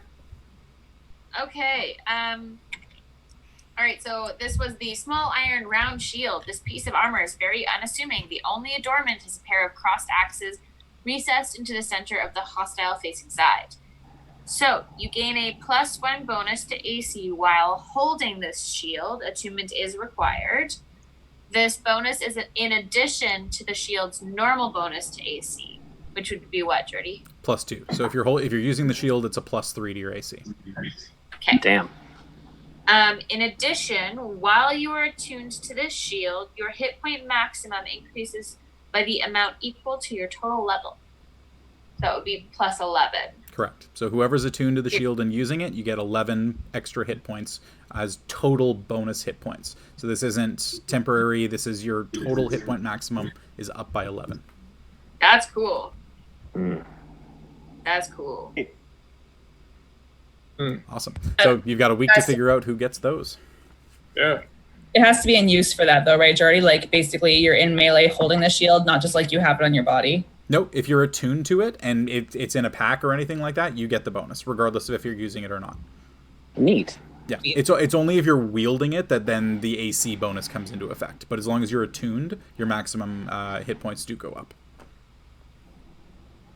Hope everyone's That's ready cool. for some more brunch, because your boy can cast Heroes Feast. Yeah, you can. Wow.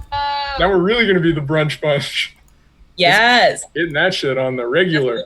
So handy. And I hope you're ready to make breakfast for dinner for us all the time. Oh, yeah. Dude, Lots there's of so them. many things that that clerics get at level 6. You guys have got Planar Ally now.